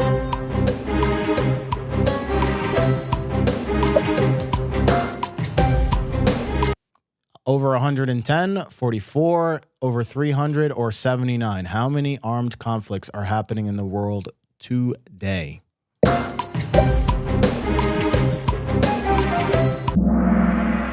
The answer is 110 armed conflicts are happening around the world. I want you guys to really think about that. All we see is the big 3. That's pretty crazy. But really, there's 110 that are happening. And that means people are literally shooting each other on a day-to-day basis. Okay, Mosh dropped out of first, and now we have Alexis Marie in first place. Okay. Let's go to the next question. And people who are watching, you guys can also answer in your heads. But all right. Question number 3. Which country has one of the most tangled conflicts?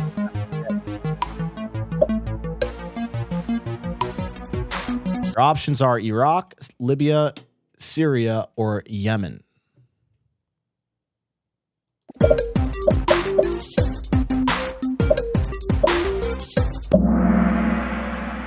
And the answer is Syria. Yeah, Syria is like it's a shit show. Our friend runs it. He came over and shook the president's hand. Oh wait, he's Al Qaeda. Yeah. Yeah. Syria is a mess right now, guys.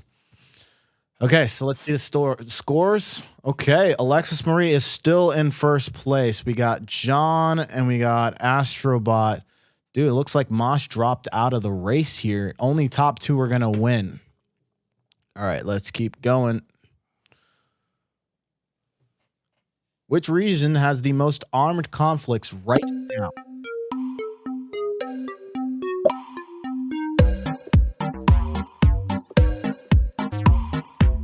You got South America, Europe, Africa, Middle East. Also, if you want to participate and you want to put your comments in the chat, welcome to join that way as well.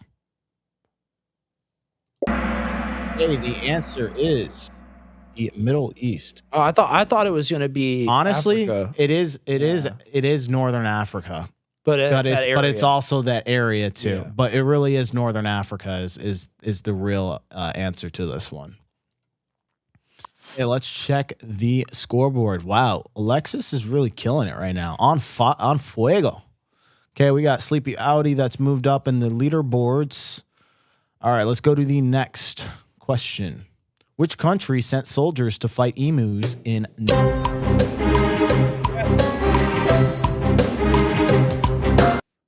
Person in chat was talking about this one. Oh, really? Yeah, somebody was. Wow.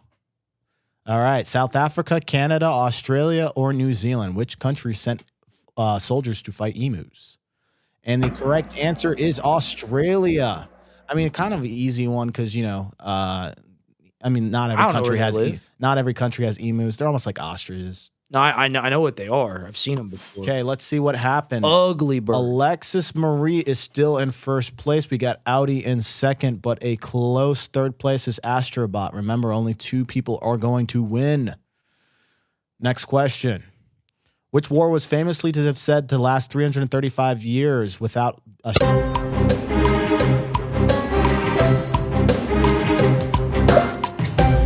You got Britain versus Iceland, Netherlands versus the Isle of Sicily. You've got Spain versus Portugal, or France versus Monaco. Which one? 335 years. The questions were kind of, the answers were kind of all over the place. They're far away enough from each other. It makes sense. Yeah. So the Netherlands versus the Isle of Sicily. Yeah, I gotta give you guys the context behind this one. Very weird situation here. Yeah, this is a tough one. But it was very interesting for me to even know that there was a whole war without a shot being fired. That's like the Dutch people. Well, let's see who very wins. Peaceful people. Okay. Ooh, Sleepy Audi has just pulled into first place with that. Okay, I think we've got one more question. Top 2 win it all. No, we've got 2 more. The U.S. has officially declared war 11 times. About how many military interventions has it carried out since 1776?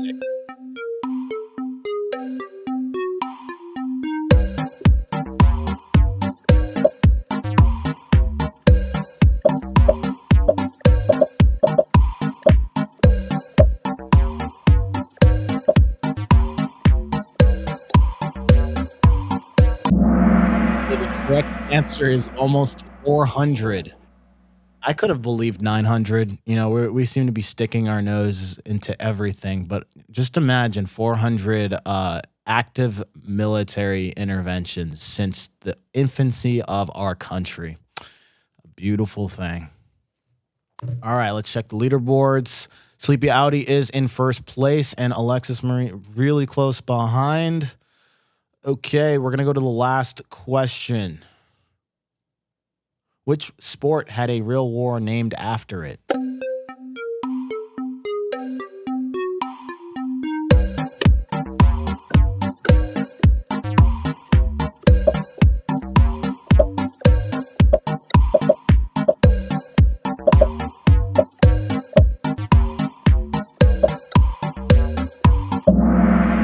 the answer is soccer. No one got it. No one got it? Oh, really? Interesting. Okay, now that is the conclusion of our questions. Let's see who won.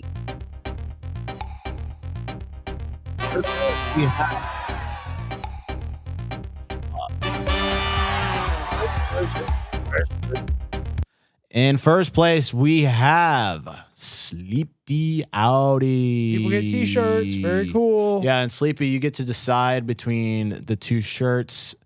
Guys, what you're going to want to do is you're going to want to DM me on X, or rather the easiest thing is actually, you can at me or underneath the X comment section on these. I'll definitely be sure to see that. Sometimes I miss DMs, but for the most part, I am paying attention. So go ahead and do that, and we will definitely get you guys your merch since the people last time did not get back to me. Holly, if you're still here, I definitely owe you that 3rd t-shirt, so I will not forget. Okay, so I'll cut back. I'm going to be holding down the fort tonight, guys. Rex a little gas. She did a lot last week. I'm going to cut back to me real quick. Wes, you can take over the keys again. Do-do-do-do-do-do-do.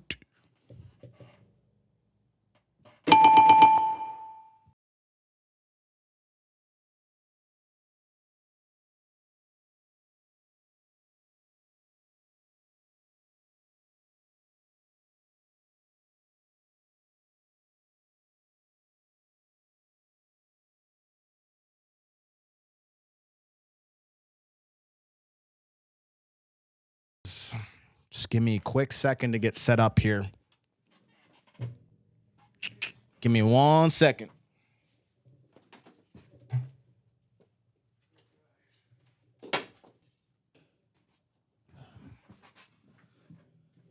All right. I'm about to talk about something really sensitive here, guys. I know I kept it light for this. You know what? We're also gonna have to switch costumes here too, because we're gonna have to keep it really serious in a sense, because this is no joke, and this is all stemming off of a conversation that we had last week with, Thursday, with a man who's part of this organization called the Anti-War, I think, Establishment. And so in that conversation, we started talking about wars and conflicts, and he really opened my eyes to this one particular conflict that doesn't get enough reporting. And we're talking about a lot of people. A lot of people die. And this thing started in 2023. And it don't get a lot of coverage, guys. So you guys need to buckle up here. I'm about to blow your guys' mind.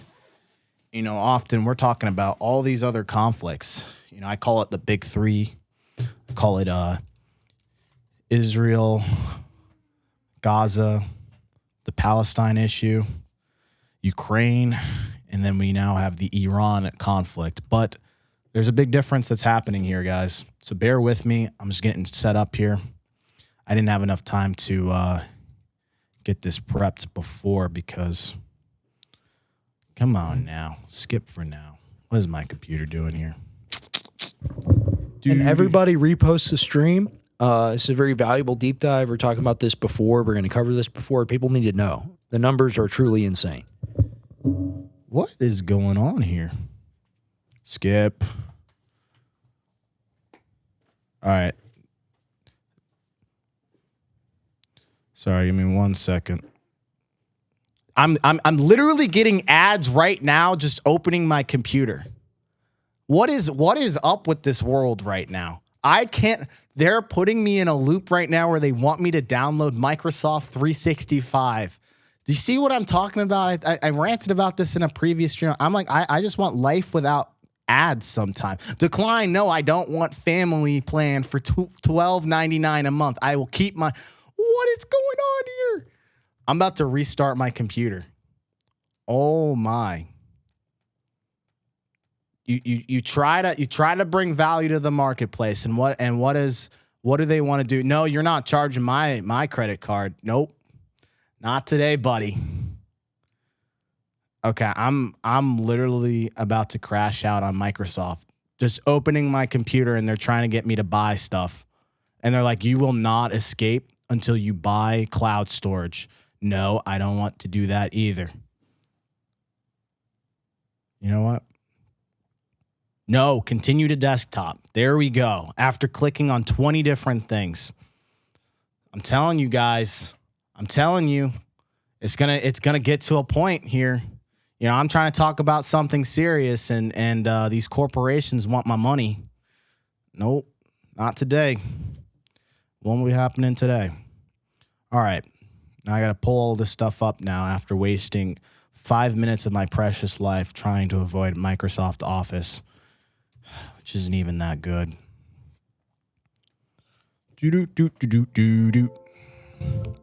I love gray area.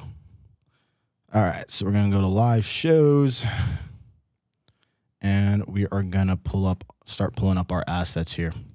How did you guys like the Kahoot game? Do we like the interactive part of this? Very curious to know. Should I keep doing these? This is only the second one. I've done previous game shows, but I'm just trying to determine whether or not I should keep. I'm just trying to keep things fresh and alive,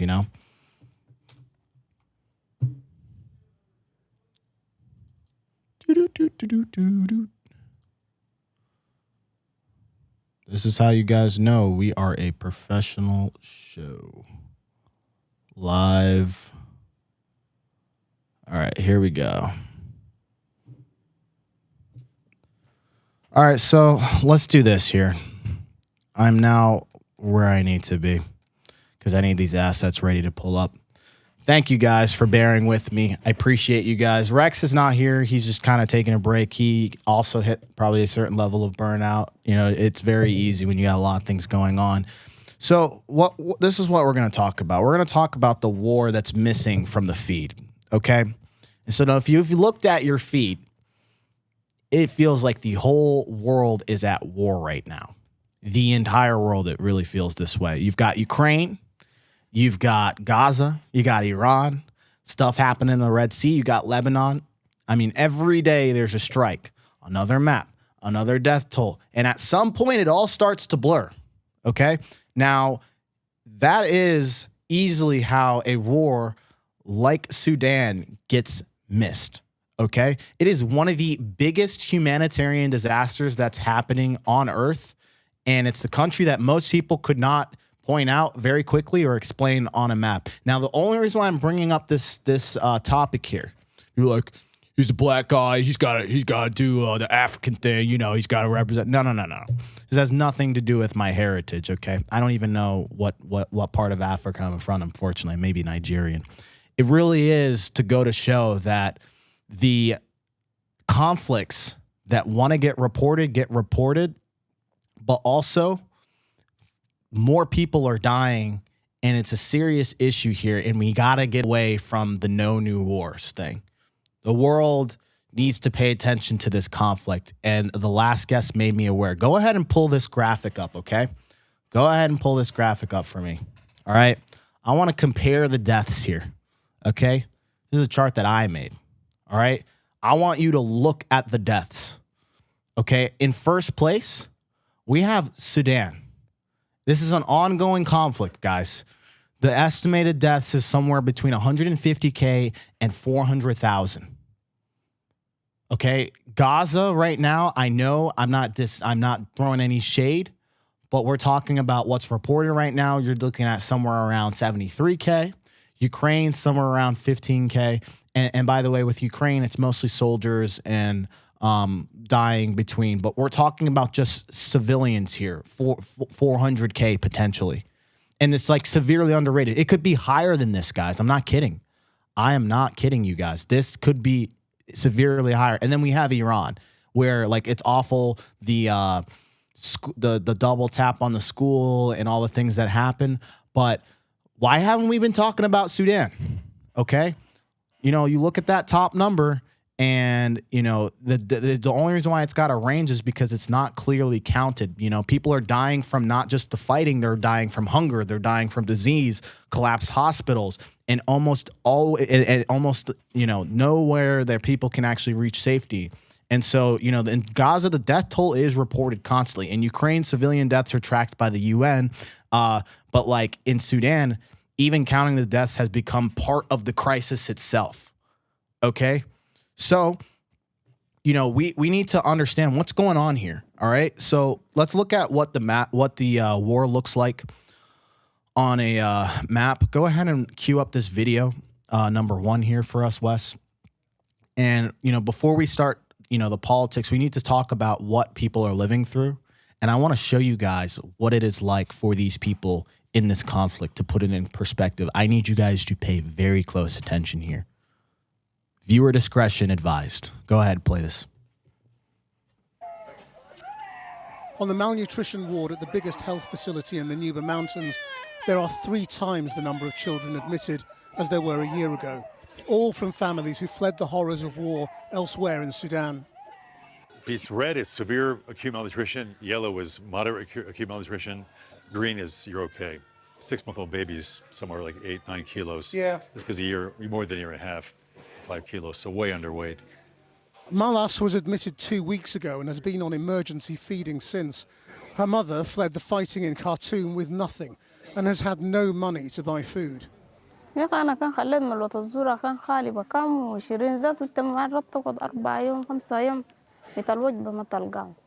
Dr. Tom, as he's known, has been running this hospital for 17 years and is one of just 3 permanent doctors in a region housing nearly 4 million people. This is by far the worst it's been in all the time I've been here. Even through, we had terrible civil war here for 5-6 years, worse than that time then in terms of food insecurity. We got tremendous needs here, and we don't have big organizations coming to help. I mean, it's neglected. So everybody knows about Ukraine. Everybody knows about Gaza. Everybody knows about these other areas that are in conflict. This place is unknown. It's kind of a very quiet famine. The hospital has had to start rationing the emergency paste called plum peanuts they give to starving children. New supplies aren't due until April. 2 regions of the Nuba Mountains have already been declared in famine by the international body that defines it. It's the dry season now, and famine is expected to grow in the coming months as food harvested late last year runs out. The million or so displaced people came here because it's a relatively safe haven, away from the civil war raging in the rest of Sudan between the government and the RSF militia. But in the Al Hilu camp, the new arrivals have nothing. No food stores, no money to buy it, and almost no aid coming in from outside. Was it? You know, when I first watched this video, it really put things in perspective. This is why I'm showing you guys this stuff right now. Because this isn't the stuff that we get to see. Like, I know it's bad in America. I know we've got a lot of things going on in our country. I know that not everybody can put food on their table, but even a homeless person is eating better than these people right now. Keep that in mind, okay? Keep that in mind. Let's go back to the clip. Zara's children are painfully malnourished. The distended belly, a misleading and urgent symptom. For the last 3 months, they've been living on 1 bowl of porridge a day. Their desperate hand-to-mouth existence, typical here, as is the terrifying ordeal they escaped when their home was attacked by the RSF.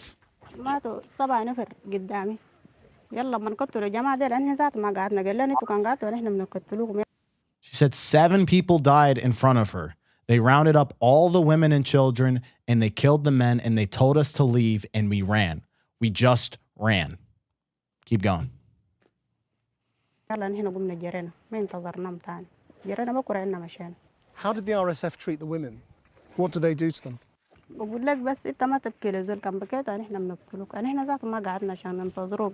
These children are literally starving, and it's very obvious to see with the naked eye. They are very, very fragile.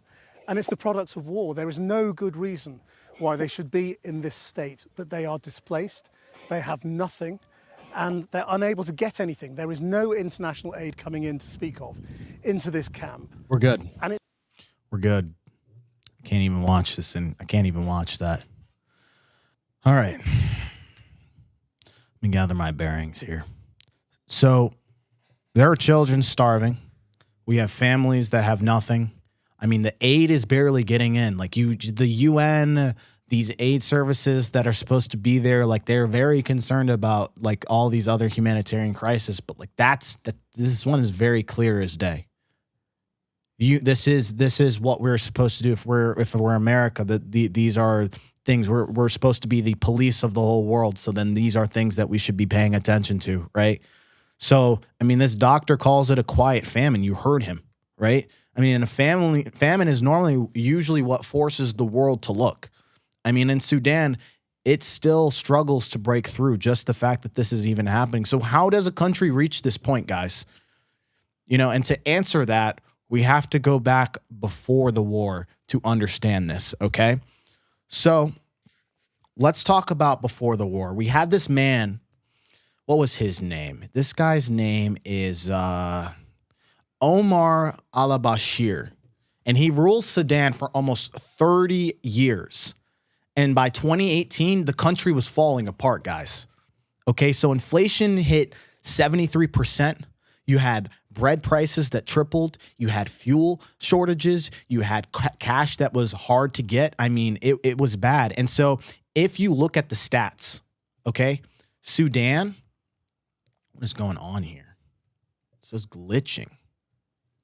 Oh my God, my computer's messing up. Give me 1 second, guys. See, they don't want me to report on this, guys. They don't want me to report on this. Something's going on here. All right. Let me see. What was I saying here? Let me gather my thoughts.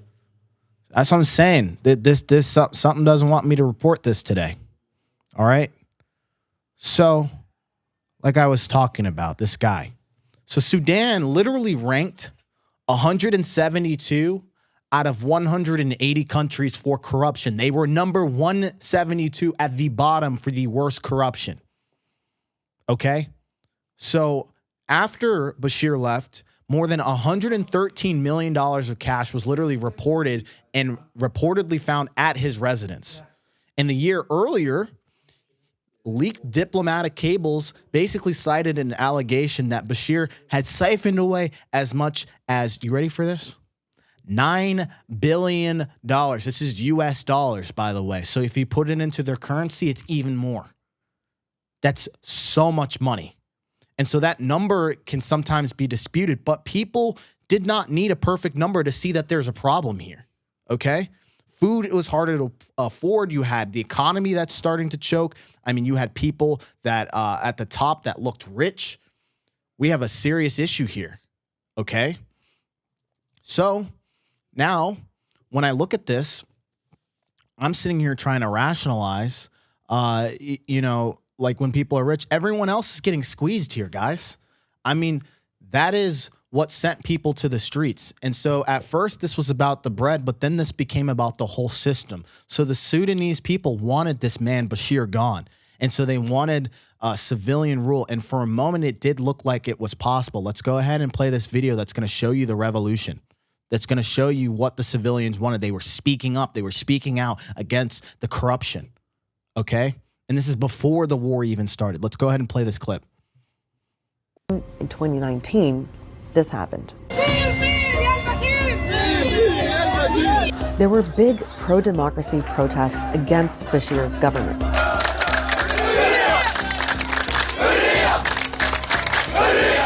Within a few months, the army and the RSF turned on Bashir and removed him from power. It was a huge moment in Sudan. It's like a football match. We're trying to get up high to show you exactly how many people are here. It's completely extraordinary. After Bashir was gone, there was a tense transitional period when power was supposed to be shared between representatives of the protesters who wanted a civilian-led democratic government and the military leadership, which had Burhan at the top and Hemeti as number 2. There was finally a very unique window of opportunity to move towards democracy, but it was a chance that was stolen from the people of Sudan by the Rapid Support Forces and by the Sudan Armed Forces, who refused to let go. All right, we're breaking into this program to take you live to Khartoum. In 2021, the military, under Burhan, made a power grab and abandoned the power-sharing deal with the civilian groups. And it's really the coup of 2021 that led us down this road to war. A power struggle then developed between Burhan and Hemeti, especially over plans to merge the RSF into the Sudanese armed forces. Obviously, this is something that would have threatened Hemeti's power. The disagreements between them became so much by April of 2023 that they both thought that the only way to figure this out was to eliminate the other. And that's how the war started. First in Khartoum, then spilling into other parts of the country. Tens of thousands of people have been killed and more than 12 million people have been displaced. Both sides have targeted civilians. Sexual violence is being used as a weapon of war. There have been outbreaks of famine and nowhere near enough aid is getting in. This war has... Good, cut back to me. Awful, awful stuff. Okay, I'm showing you guys these things so that you can understand and see the bigger picture. There's a lot more that we need to talk about here. Okay, so we've got Bashir that basically falls. You've got a transition that begins, and the military is supposed to share power with the civilians. And then just like these guys decide, oh, we're not going to do that, right? And so like they were talking about in the video, I mean, you had these two power centers, these two guys that were like, okay, we're going to go in here and change the system. And what did they do? They ended up becoming the evil itself. And so, I mean, the issue here is that like you've got the power centers inside the same state. You've got the issue itself is around the RSF, and if the RSF merges into the army, the guy's like, oh, I'm at risk of losing my force, and that makes him powerful. And so, I mean, basically you have two armies that were kept separate inside the same country, and that's the fuse here. right? And so by April of 2023, both sides chose war. This didn't happen too long ago, guys. Okay, and so let's take a look at the territory control in Sudan that lets you guys see what this conflict looks like and how the map has broken up since this is broken out 3 years ago. Go ahead and pull this up, okay? So I want you guys to look at this. It's basically almost like split in half. Okay, so you got SAF, which is basically the Sudan Armed Forces. That's like the general government. And so they control a lot of the eastern part. And then on the western part, you've got literally the RSF that is controlling the narrative here. Okay? Kind of split down the middle here. Unreal. Can't even fathom this. All right. So now with that, this map basically allows it and it makes it easier to follow. And so, I mean, you've got like the split and everything, the aid, the escape routes, the reporting, the massacre investigations. And a map like this is not just territory. It comes down to access.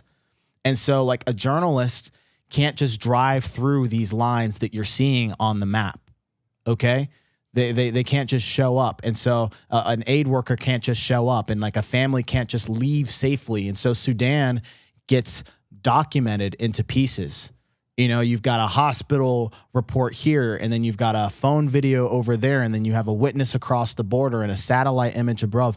And so when the map breaks, you know, you start seeing people move in every single direction, and it seems like it's all chaos. Show this other graphic. Let's pull up the next one that's showing the amount of population. There's 12 million people that left this region, guys. 12 million people. I need you guys to understand that. That is more than the population of New York City. More than the population of New York City, which is approaching somewhere around 9. Imagine that many people, just mass exodus.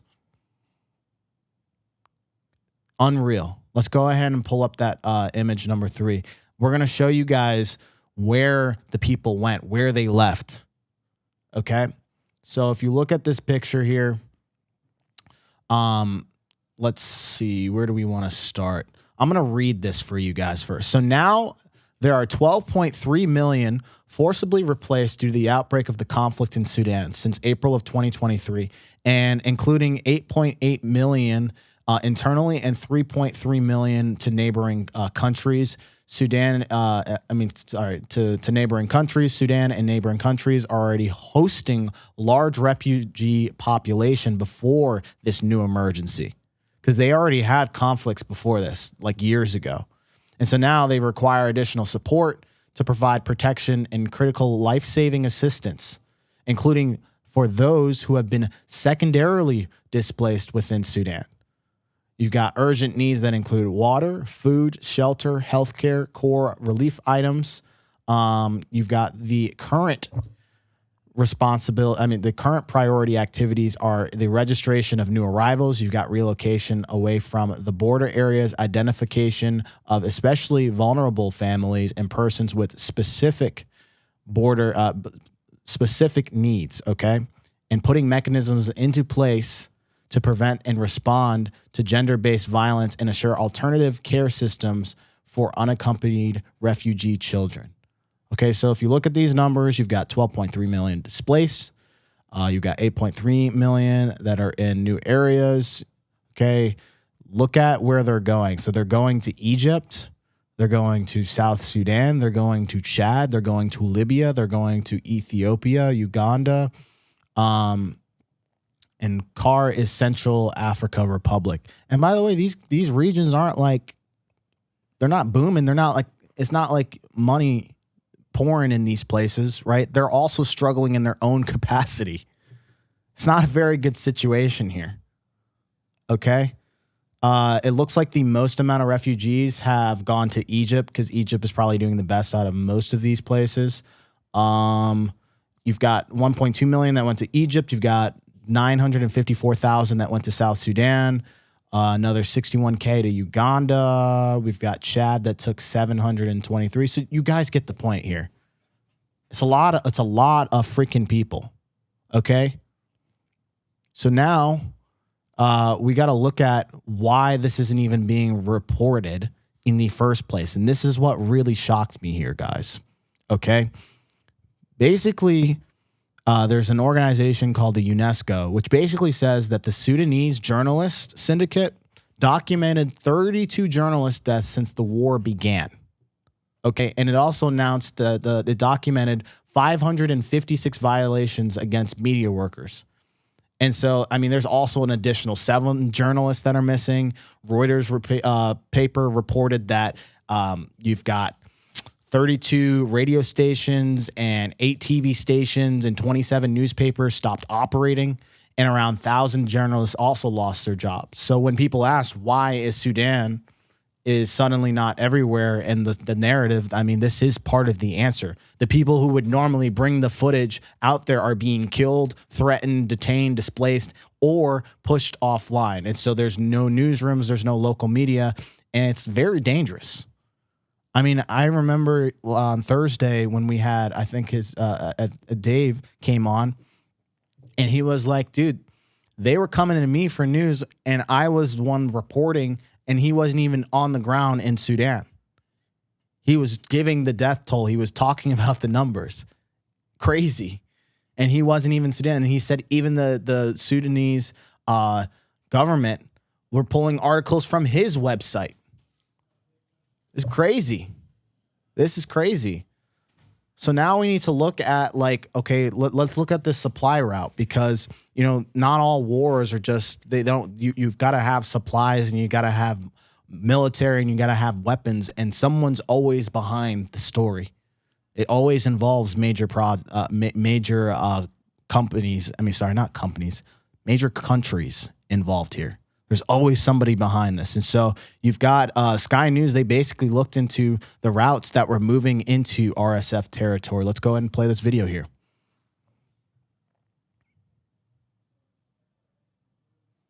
I got across. According to his intelligence, supplies travel from Chad through the Adre crossing into RSF-held West Darfur. The Adre crossing is only one of 3 smuggling corridors the commander says passes through Chad. And further north, he describes RSF arms and supplies arriving at Chad's Amjeris airport and heading to their main base and supply hub in Zurug town. These are videos sent to him by sources at the Chad-Sudan border. This one, he says, shows an arms delivery passing through the Adre crossing into West Darfur. There are no visible weapons or any identifiable branding. And these are land cruisers passing through the same crossing that he's told are painted in RSF colors and turned into lethal technicals. All of this, he says, is supplied by the United Arab Emirates. It's difficult to verify the location, destination, or contents of the vehicles in this footage, but UAE war machinery has been captured from the RSF during their deadly siege on North Darfur's capital, Al-Fashir. This video, shared after fierce battles outside the city, shows Sudanese state forces in front of burning armored vehicles. After comparing them to publicly available reference images, Sky News has determined the vehicles are designed by a UAE-based company. We presented the allegations in this report to the UAE's foreign ministry. This was their response. The UAE notes a marked increase in unfounded accusations and deliberate propaganda from the so-called Port Sudan Authority, one of the warring parties to the civil war, which actively undermines efforts to end the conflict and restore stability. Yeah, you know, what I want you to do here, Wes, go to that, cut back to that video real quick and just scroll back and keep it paused where it was the guys in front of yeah, perfect. Okay, I want you guys to look at this real quick.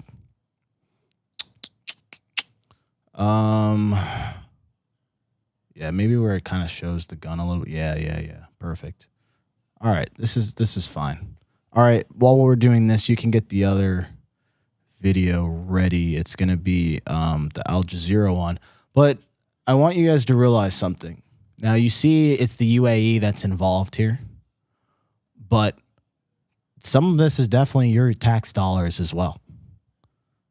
You got the other guy on the right's got an M16. I think I see an AK-47, which looks like it's Russian. The uniforms, somehow the circulation of the economy and the money, still, this is coming from somewhere. Some of the technology is ours. Some of the technology is these other companies, other countries. But this is literally people going and funding this. This is the military-industrial complex. Come on now. Bulletproof. Like, that's what we fought with in freaking Vietnam. Those are the weapons that we used.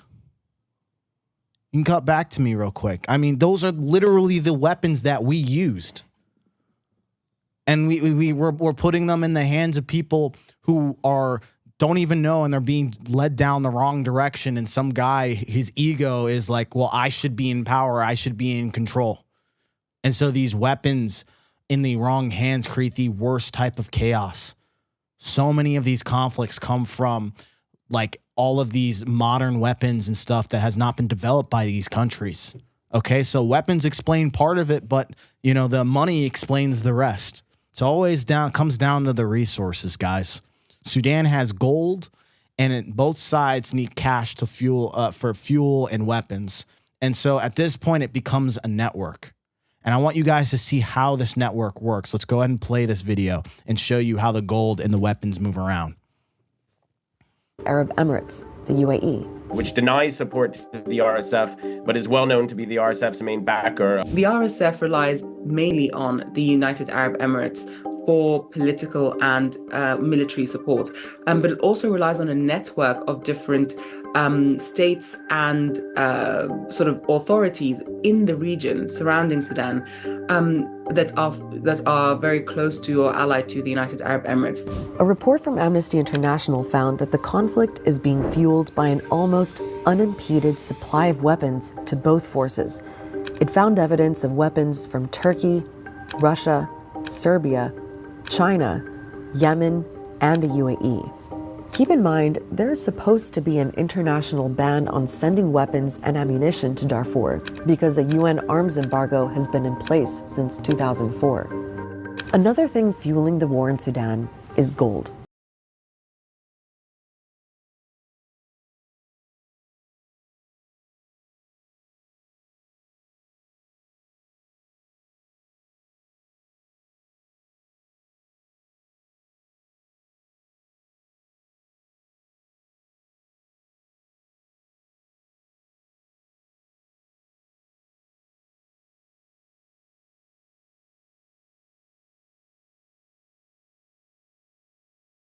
Governments much further afield, and this makes a real network or networks that come together to sustain the war. So this war has evolved well beyond a feud between two generals. There are billions of dollars worth of commodities at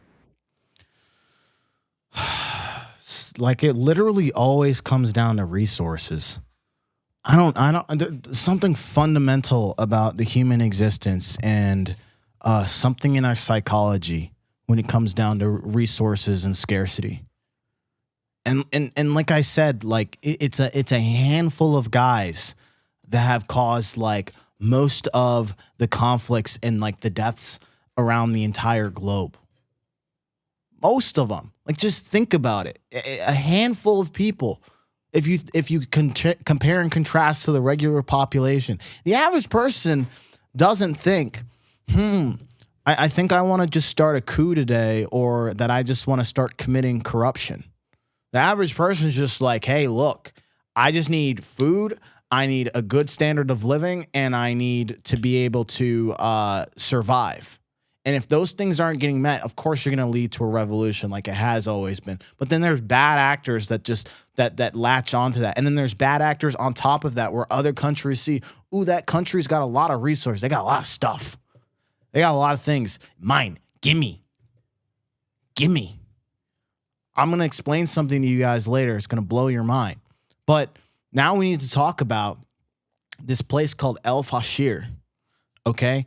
And after the RSF seized this city, there was satellite evidence basically to show the mass killing of bodies in the street. Guys, you can literally look at a satellite and see mass casualty event. People just dead, blood on the street. I'm going to read this article for you guys here. Okay? We're talking about thousands of people. Stuff bothers me, man. All right. So surrounded by a sand barrier built during an 18-month siege, Most of the 250,000 people in El Fasher in Western Sudan have been trapped as paramilitary fighters in the Rapid Support Forces, and they've rampaged through the city. Experts estimate tens of thousands of people have been killed within the last week, with a key regional capital under communications blackout. It has been left to eyewitness accounts as they look at the satellite imagery and the videos shared on social media to reveal the scale and the scale of what is unfolding in El Fasher. Okay? NBC News spoke to one of the few residents who made it out. After the Sudanese military withdrew from the city, this guy Mohammed Musa said that he joined thousands of people attempting to leave Fasher on Saturday, but almost immediately came under shell fire. Before that, they were surrounded by RSF fighters in the pickup trucks when he said they opened direct fire on civilians. Musa, 42, said in the voice note Thursday, adding that it was extremely intense and people scattered in all directions as they were being chased and run over by trucks. By trucks. What goes through your head that you know, and you know what? I don't understand the psychology and the rationale. It had to be how these people grew up. That's the only way I can rationalize this. And it's a chain reaction of butterfly effects that, they grew up maybe in a bad household where they didn't have two parents to teach them the right principles. And suddenly they grow up as adults and they open fire on civilians and they're having fun running people over their trucks. Unreal. He said, though, only 150 people made it past the berm, which the sand wall built around the Al Fasher by the RSF as it had laid siege to the city. Musa was captured along with dozens of others, and he said the RSF fighters executed people in front of him. They would ask a man to run, and he said, once you start running, they'll shoot you. Unreal.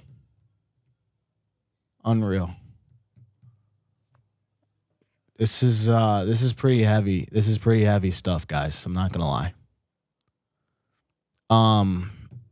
He was freed after his family agreed to pay ransom over the phone, he said, adding that he made his way to Tawila, a small town 30 miles west of El Fasher, arriving on Thursday.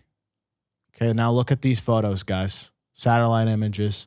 Okay, on the left, we've got the first white cluster of bodies.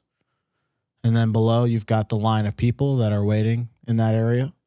Okay, and then you've got the on the right side, literally the area. Zoom in on that top part, bro.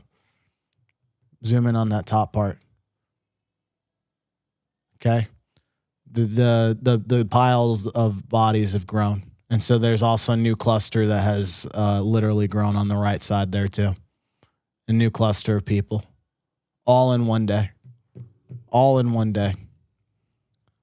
You know, I'm sorry if people feel like this is heavy. You can cut back to me, but we got to do it. We got to bring awareness to these events. You know, even I didn't realize how bad it was until somebody told me on Thursday that this was happening. You know. And, you know, it doesn't replace the fact that a life is a life, and, you know, the people in Palestine and Gaza are going through what they're going through. But it just goes to show you how big of a question and how bad these events have occurred, and not enough reporting going on. So, you know, I want you guys to understand. So reporters can't safely get in, and civilians can't reliably get evidence out, and all this. I mean, that's why they're able to take these satellite images. All right. So let's look at the final payoff here. Okay. So Sudan is being missed while the whole world is overloaded with conflict already. And that explains part of it. And, you know, the access is what explains the rest here. And so, you know, this war is killing people and breaking the systems that would normally prove what happened to them. So, I mean, you're looking at hospitals, phones, aid routes, local media, witness networks, safe roads, you know, the path from suffering, the path from suffering to public attention. It's basically like damage. Like you can't really follow the line succinctly. So Sudan war has basically killed on the ground. It's literally pushed millions from homes. It's literally turned food into a weapon, and it has pulled the weapons and the gold and the smugglers and the foreign interests. It's literally made the journalists the targets. So when I look at this, guys, all right, when I look at this, it blows my brain. It blows my brain. If you were in the Kahoot, you would have seen that there was like 100 and we had 110 conflicts actively going around the world right now. Actually, I think it was closer to like 400. And as I was looking in through the stuff and as I was watching, I only showed you guys a glimpse. Showed you guys a glimpse of what actually is happening. But this kind of puts things in perspective for me, and I think it should put things in perspective for you guys at home too. As I said, I know people are struggling, but like imagine literally like your entire family, your neighbors killed in front of you. You're told run, otherwise we're gonna shoot you. Imagine the amount of like pain and horror that you would have to feel. It's pretty dark stuff, okay? So, the whole purpose of this show is to make you aware of what's happening around the world. The problem is here in society, and this is really with America, this is a fundamental problem. I had to address this with myself too. We live inside of a bubble. We live inside of a society where this would never happen to us. The most vivid memory we could actually picture here is 9/11, and I think it was like 3,000 plus died, right? Not to diminish what those deaths were, but we can't even fathom what 400,000 people would look like here. Canada's peaceful. Mexico would never. We've got a whole ocean dividing us from these conflicts. Most people couldn't even point out Sudan on a map. And so I'm watching, society argue on the things that aren't important. This all could be stopped. It really could be, but there's a resource extraction problem. We have more than enough resources for the whole world, guys. Okay? We have more than enough resources for the whole world. I want to tell you guys something. I talk to people around the world all the time. People, the colonialists, like Britain back in the day, they are responsible. Do you guys know they are responsible for so much of the chaos and the divisions and the anger and the conflicts that we have today? That time period alone, where Great Britain was the great power and the European countries decided that resource extraction was their main thing. They did the same thing here when they came in, the Native Americans. But that is the number one reason why you have India and Pakistan fighting each other. You had Britain that basically came in, carved it up, extracted $40 trillion worth of resources over the time period that they were there. That's our entire GDP. $40 trillion out of that region. They created artificial race wars. The Democratic Republic of Congo, same thing. Created a race war artificially. They had a strategy of divide and conquer. You want to talk about Palestine, you want to talk about Israel. They had a hand in that too. They decided instead of approaching this and letting the situation be fair for both sides, they said, you guys fight it out. We're gonna back off here after we took it from the Ottoman Empire. That region, all those people could have lived there peacefully together. Someone didn't have the best interest of the people in mind, and they just decided, you know what? We don't care. Winston Churchill is praised as like a dear leader, like the hero of the war. Do you guys know how many people he killed in Asia just alone during that time period? Just in Bengal. We had a Bengal famine. He killed 3 million people during that time. And when they were asked, we had plenty of rations, he said, no, those are for the soldiers, and every soldier is worth 20 of their lives, essentially. That's the type of level of like the evil And we have that same evil. These powerful people just don't care about the average person in these regions. It's tough stuff, guys. We have a tendency to create division. Why is there a North and South Korea? Why is there an India and Pakistan? Why are there all these arbitrary lines cut up in the Middle East? The Middle East, just go back in time. That region didn't look like it does today. Iran was not what it was like. There's a place called where the Kurds live. The Kurds, 40 million people. Originally, they were going to have a state, and then Britain said, not really. And Turkey, it carved out into Turkey and stuff. So you guys see my point here. Resource extraction is the problem here. You got these bad actors, these warlords. So it's just to make you guys aware of what's happening. I don't want anybody to live with their head beneath the sand and not realize that these things are going on. As I was watching these videos, do you guys understand that some of these videos only had like 20,000 views? 20,000 views. And they were like some pretty dark stuff, you know? And they're from like reputable channels that have millions of people and only 20,000 views. That math ain't adding up.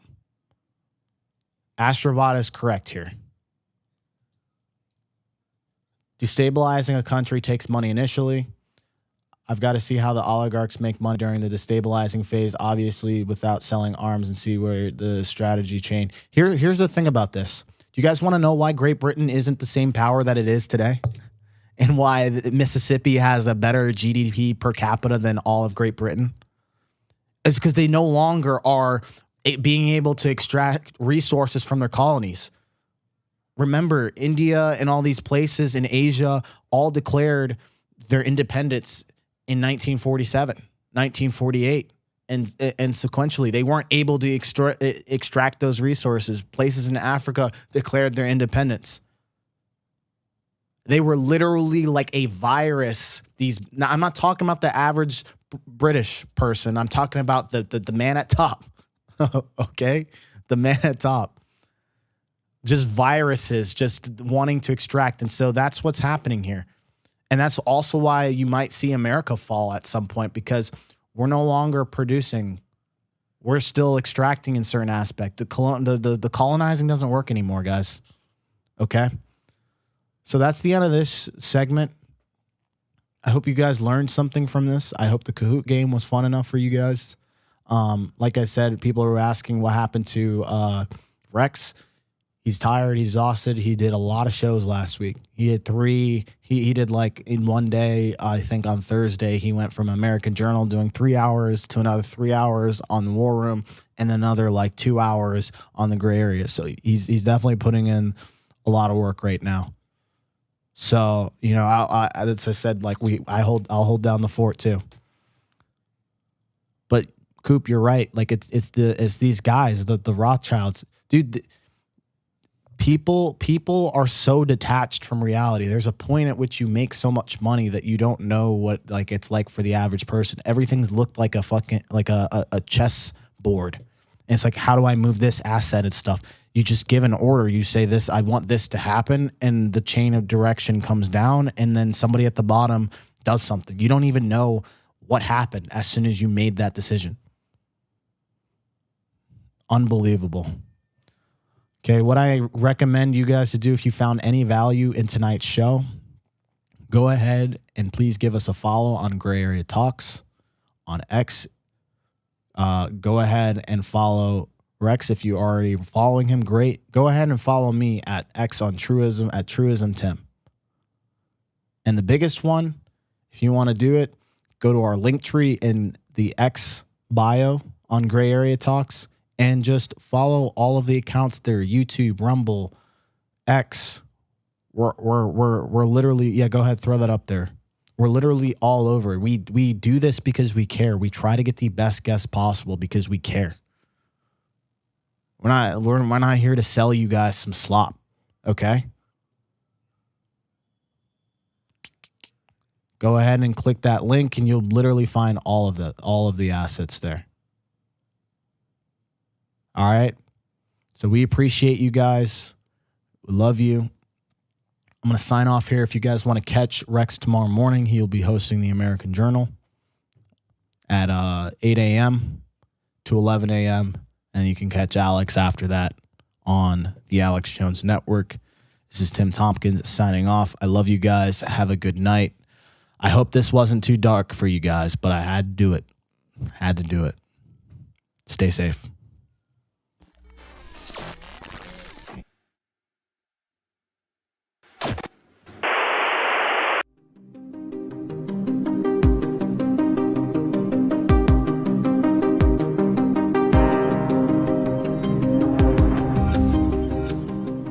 Modern life has left us out of balance.